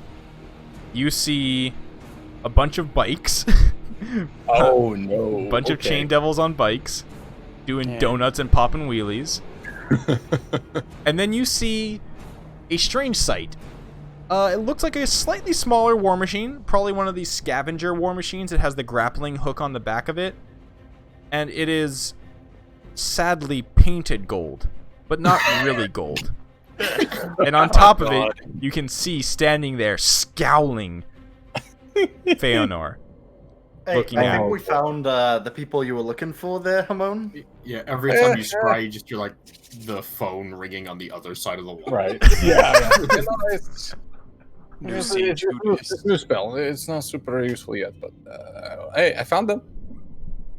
And once again, you see the sound is coming from the like Bitter Breath's gang, and you realize that it's his kind of like lieutenant, that hobgoblin chieftain that was with him. And he calls out again, Maggie, bring them to us, and we'll let you live as well. Oh shit, they're threatening you now as well. Alright, so here's the plan. Maggie, you tell them that you're gonna send us out, you drop the gate, and then we go over the top when they're not expecting us. It's open the gate and yeet ourselves over the edge. So yeah, I'm looking at the numbers that we have here. The Princeps, the Corseps, he has, let's see, how many does he have? If we want to actually get in this brawl, There's a lot of madcaps.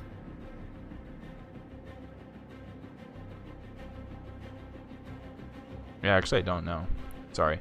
Scrolling down. Oh, there we go.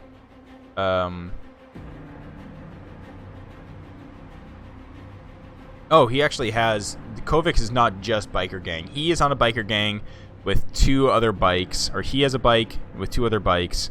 And then there is a Tormentor along with a Demon Grinder. So he's got a full grip. He's got a grip of dudes. Bitter Breath...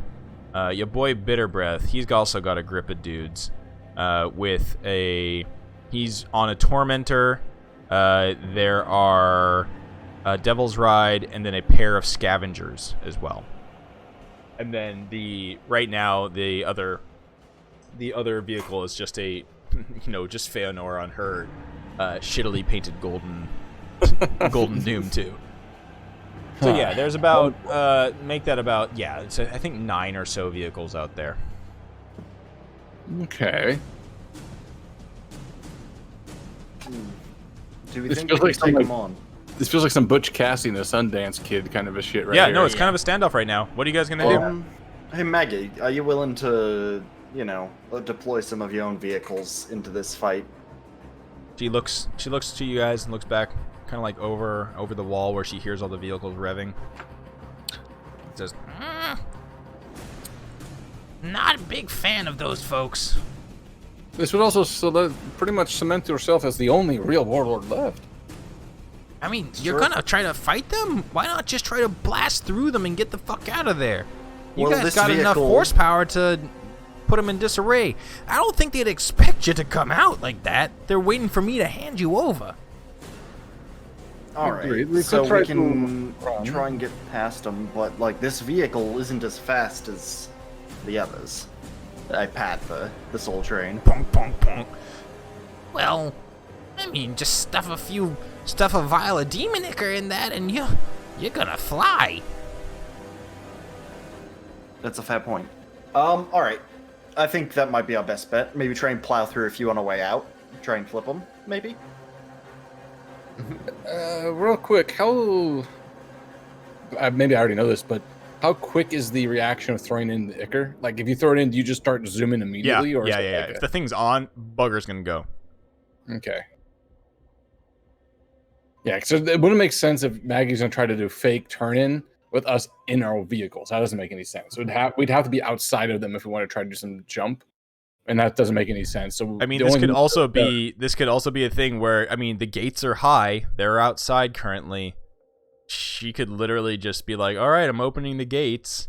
And then you guys could already be driving and already have momentum and just be going out of there. And we got tricks to throw at them. Yeah, I kind of like the idea of jumping on top of them, though. I mean, I like that idea, but now knowing how many there are out there and that we're probably not going to try to fight them immediately, maybe not worth it. Do you think I would be able to Thematic. flip some of the smaller vehicles With what? with the cow catcher? You are going to be able to. Just so you know, the your new toy has interesting things to it. The Soul Train is a siege engine. It is built to take heavy hits. The Soul Train deals double damage to buildings and objects and takes half damage from crashes if it hits an object with its Demon Catcher. The Demon Catcher can move through the space of any large or smaller creature or object. When it does, the creature, in this case, if it can make a save, will make the save. It will make a dex saving throw or take 8d10 bludgeoning damage. Gotcha. So 8d10 bludgeoning versus a object, which is a car, is doubled. Yeah. Okay. Well, Sick. I think that's our plan. I'll take the lead as the choo-choo. Conductor, the engineer. I think, yeah, I'm going to conduct their decks. Time for crusade. we're just gonna try to blast through them. Then, if we do have to fight to- later, they have to catch us again. Mhm. But where are we going next? We're heading south, right? We're gonna try to get to the Titans' grave. Yeah, we're heading to the Titan's grave, Okay. which means we should head the other way first and loop back around. Whatever you guys want to do. So Maggie's just standing there and she says, So, what's the plan? Do I open the I think gates? you we'll have some momentum going. You open the gate as we're heading through. We'll hit with the Demonica, we'll plow right through them, and we'll be on our way. Sorry to put you on the spot like this, by the way. Not our intention. Oh, no. If you can distract them, they can't get through this wall. And I got enough madcaps and redcaps to keep them busy. If they come after me, we'll take our demon grinder and we'll head out as well. So don't worry about it. Alright, sounds good. I think that's the plan then. Well, supposedly, Maggie, if they try to take you out and they take away your Fort Knucklebone, we'll definitely be in contact to try to take it back with you later, because you've been a good host to us so far. Thanks. Appreciate it. Alright. Well, we're running out of surprise time, so let's get going. yeah. Okay, So hold up. there's a final kind of call from outside over the voice or the loudspeaker. So are you opening the gates or not? We should decide who's in what cars. Yeah. Before. And we should tell Maggie to say yes, that she's going to turn. Yeah, us down. she looks at you guys and she goes out and climbs up to like the ramparts. Yeah, I'm driving the Soul Train. Okay. Because that is my baby. Is a flip just riding the bike, or is it loaded? No, it's gonna be loaded up probably for now. Mhm. Okay, so I'll be with her, so that if she decides to go in that, there's still a driver on the Golden Doom. The Golden. Oh no, Dice. the bike is on the. Oh, it's on the Train. Soul Train. That's right. Mm-hmm. It Right, now I'll is drive the housed on dice the then. south. So Do we need to come up with a better name than the Soul Train? You eventually will. The Soul Survivor. All right. So the Soul Train speed, by the way, is 80 per round, as opposed to like the Tormentors and the Demon Grinders, which go 100. So it's not much slower, but it's, like over time it would be outrun. Yeah, but if they do get caught us after our surprise, we can yeet things at them from in a chase situation. So probably better off in a fight that way. Yeah. Okay. Well, so it'll take a few rounds to close up on us. who's driving Golden Doom? I am. Okay. I'll be in the back of Golden Doom then, because I feel that's probably the easiest place for me to cast spells from. All right. I'm just Unless we need another driver, but I really don't. want to be Sonya's driving in now. the Tormentor. Yep. Sonya's an Uncrashable 2.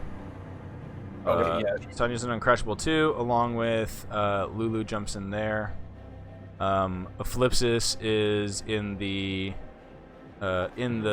Soul Train, Mhm.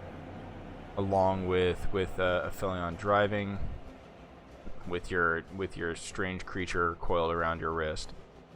Oh yeah, I It's haven't like gotten my to that upper yet. arm with its head resting on my shoulder. Right. Okay. I'm making note that I need to talk to you about that later. Yep. Mhm. Sure, it gives your new creature a very evil stare. Who's not in the car? I'm not in the car anywhere. Oh I'm yeah. somewhere Where are you? You're in Golden Doom. Yeah, in Golden Doom. All right. I'm gonna your blade Golden doesn't come Vice. with you. Sorry, Golden Vice now. Yep. Golden Vice. And wherever I can perch and still have a decent view. I think there's something on top I could do that, right? Yeah, there's the turrets. Yep. Okay, so you guys all line up by the gate. Oh, and Shiro will be down there with you, Glimmer. He's gonna be Alright. helping you out. So Maggie, the guy. Maggie gets on top of the gate. She waves out. Says, Ah, we'll let you in. You can get them. It's fine. and she signals, and the gate begins to open As soon up. as she signals, I would rev the engine. Yeah. So you guys you floor it. There's one. Unfortunately, there's one madcap in the way over here, and it just gets completely obliterated. Yeah, I'm not even worried about it. I'm just going. Lateral. Yep. So, the gate opens up, and you see all the cars out there, and you come flying out of the opening, catch them all off guard. Nobody is like moving really. They're all just kind of sitting out there waiting. A few of them have their engines starting again. You hear the screams of their soul furnaces starting to go, and you start charging forward. Aphelion, the one in front of you is the gold-painted scavenger. I was gonna say that's the one I'd be targeting. So. Okay. So as it's sitting there, you look and you can see that there's a drooling ghoul driving in the front with Feanor on the top, and her eyes go wide as you start to see and now they're like you fired up the soul train for the first time. Instead of the kind of acrid smoke that spews out of the pipes from the soul coal, there is now green flames like blowing out the side from the furnace. That is like you've basically put like a fucking like V10 Hemi, whatever the fuck, like biggest American muscle car kind of thing in this, and it's just like fucking V12. hauling. This is the equivalent of like one of those like Turbocharged. Ford. This is that. What was that fucking GIF I posted? With like, what in Alabama ass mother? Oh yeah.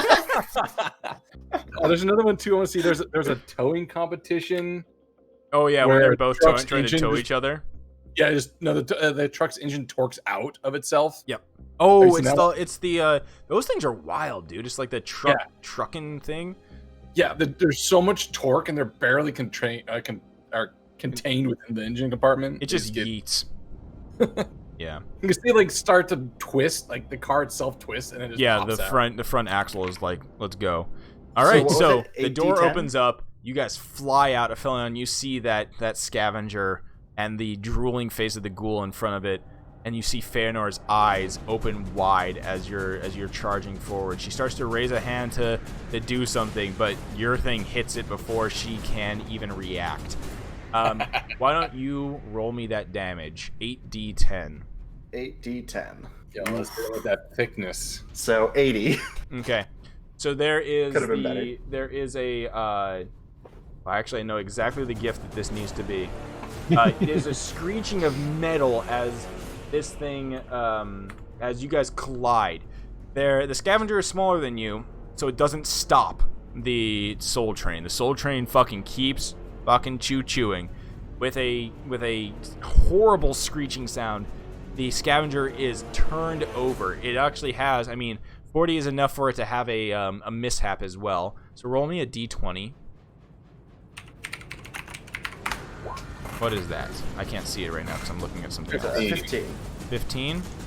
Alright, so with that 15, yeah, you shred the armor of that thing. Makes sense. The armor starts to fly off the side of the scavenger, the gold Including the paint gold paint. flaking off. It almost nearly turns over. It's like knocked to the side as you guys fly out of there, hauling ass.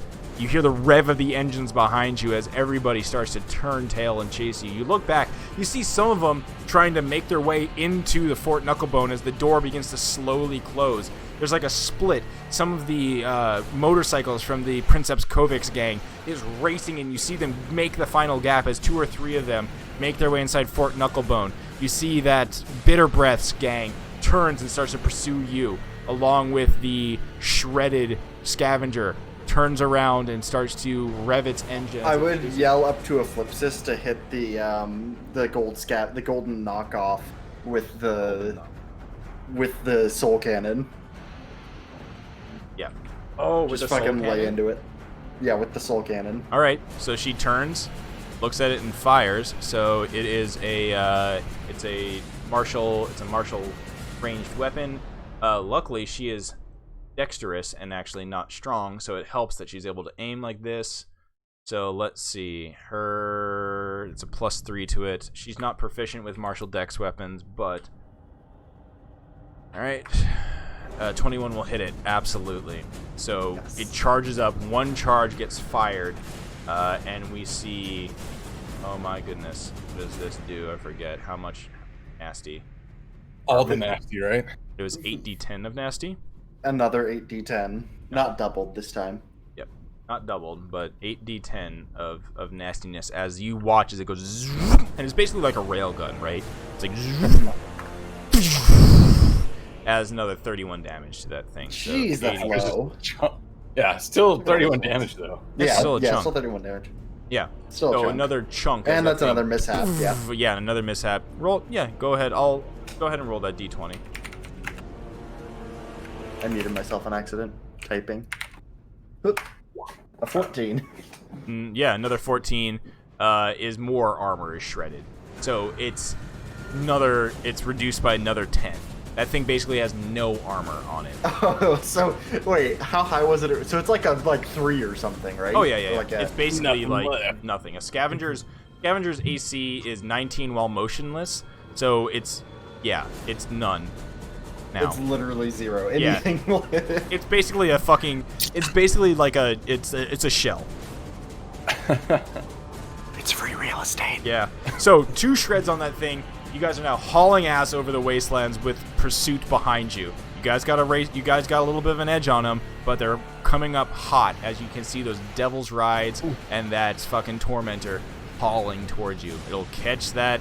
It'll catch the soul train eventually, and we'll pick up on that on the next episode. Oh, jeez. Perfect All right. timing. Right. Fantastic. Aw, shit.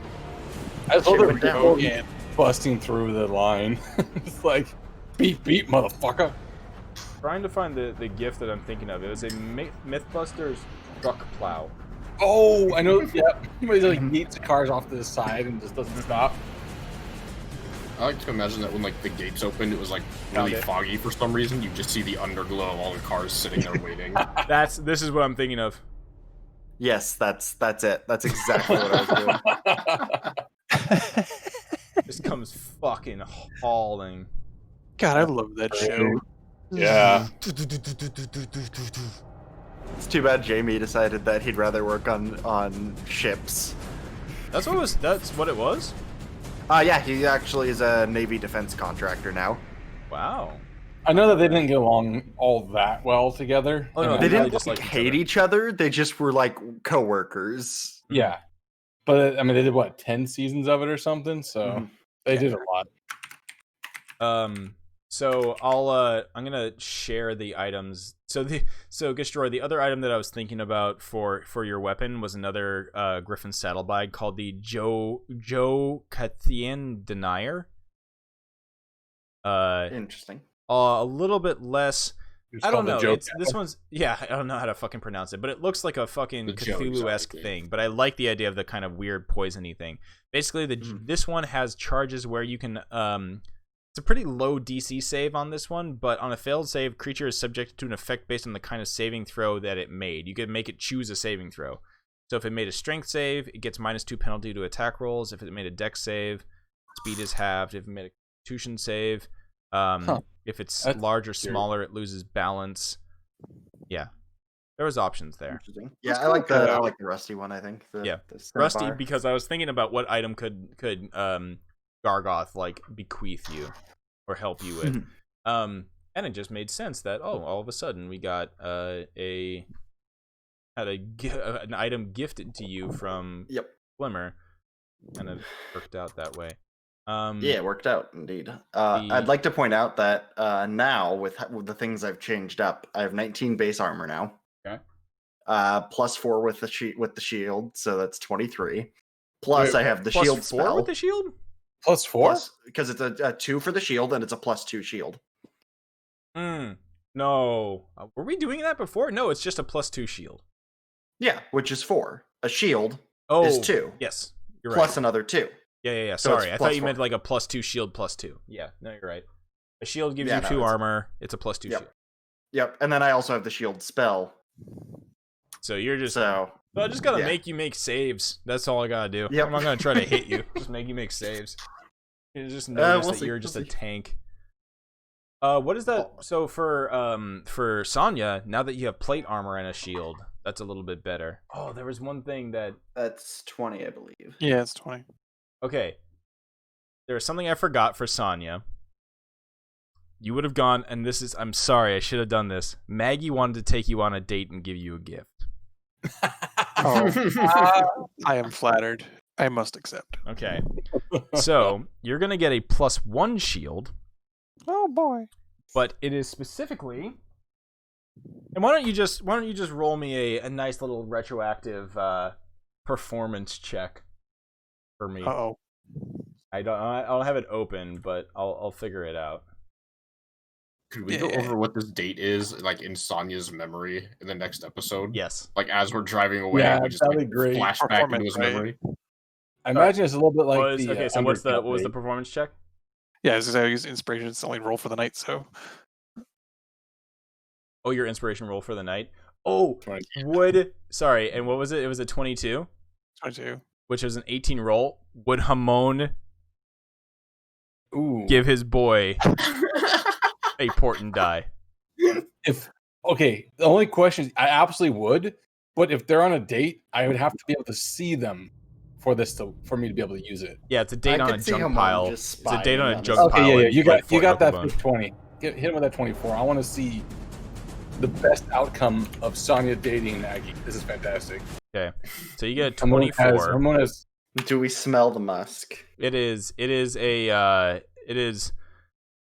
yeah, it's something. But basically, you'll get a +1 shield, Sonya. But specifically, and this is right up Sonya's alley, it is a special item. Where did it go? It's a +1 shield of expression. Okay. The front of the shield is shaped in the likeness of a face. It can be your face. While bearing the shield, you can use a bonus action to alter the face's expression. Emoticon shield. Yeah. But it is I a love it. +1. It's a +1 shield of expression. the love narcissist bulwark. Ooh, that's a good one. You can make it be the ooh cringe face. Size You large. land a hit or get hit. So yeah, it basically you're gonna be able to have a. So you're gonna be you'll be now at 23, I believe. I think it's just 21. 21. 21. 18 for the armor, and then Oh, 18. Oh yeah, plus sorry, 1 shield. 21. Yeah, 21 Wait, with how did they base it 19 then. Because I have +1 studded, and I've got the defensive fighting style now instead of Oh yeah, you'll find out that yeah. Felion's no longer an archer. Yeah. So that's a +1 plus. So you're at. So that's 14 plus 5 for my dex. Oh right, Is 19. Caps at 3 though for armor, plus dex. No, that's the medium armor. Medium armor caps at 2, and then is a 3 if you have medium armor master. Light armor is Oh, I just was- plus your dex. Then I was doing that wrong earlier. Yeah, With, studded leather no. armor is 12 plus dex. there's no I was there's doing no cap. Because whenever I was doing that with Jingle, I was capping it because I thought I kept. Yeah, every- there's no cap on it. Okay. Get fat decks. All right. Well, thank you guys for that. You guys will be catching up next time, or being caught up too, at the start of next session by the 2/3 Ugh. ish of that gang. That's Yep. Yep, I'm really disappointed we didn't get to straight up kill the gold faker. the fake the- the golden fakes. Mhm. No, you're the faker. Yeah. Well, no, it's not that bad. I mean, you guys got out of there. You definitely it's fucked up. You basically like a fucking toothpick can hit that thing. It's literally just it's wheels with a ghoul driving in the front of it. It's some I don't know what wacky you're- racers ass I was worried bullshit. about that one. Everything has been shredded off of that motherfucker. It is nuts. But yeah, all right. Well, we'll meet back up for Avernus next week, Tuesday. More Tiamat time on Thursday. So good hell shit. yeah. I'm glad we basically you're heading into basically the second half of the main like Avernus Tales part. So wanted to give you guys that chance to get some fun new stuff if you wanted to beef your boys up and make sure that the Soul Train was up and running. Think of some new names for that thing, but I love the paint job ideas. Dope as Mhm. Yeah, that was good. I still like Soul Survivor, but I know that's cheesy and generic. But We Think can of get some some. more. Train now. Think of something. just the fuck train. Mm-hmm. Beep beep. All right. Well, good night, guys. Take it easy. Yep. And Night. All right. see you later. Yep. See y'all on Thursday. All right, thank you guys so much. Have a wonderful night for those who are still here. That was a wonderful downtime with a nice little climactic there. And we'll be jumping right into this action-packed next time. I'll have to prep up some fun stuff. I need to make sure that I get all these guys the right items and stats, etc. And go from there. Take it easy. Good night.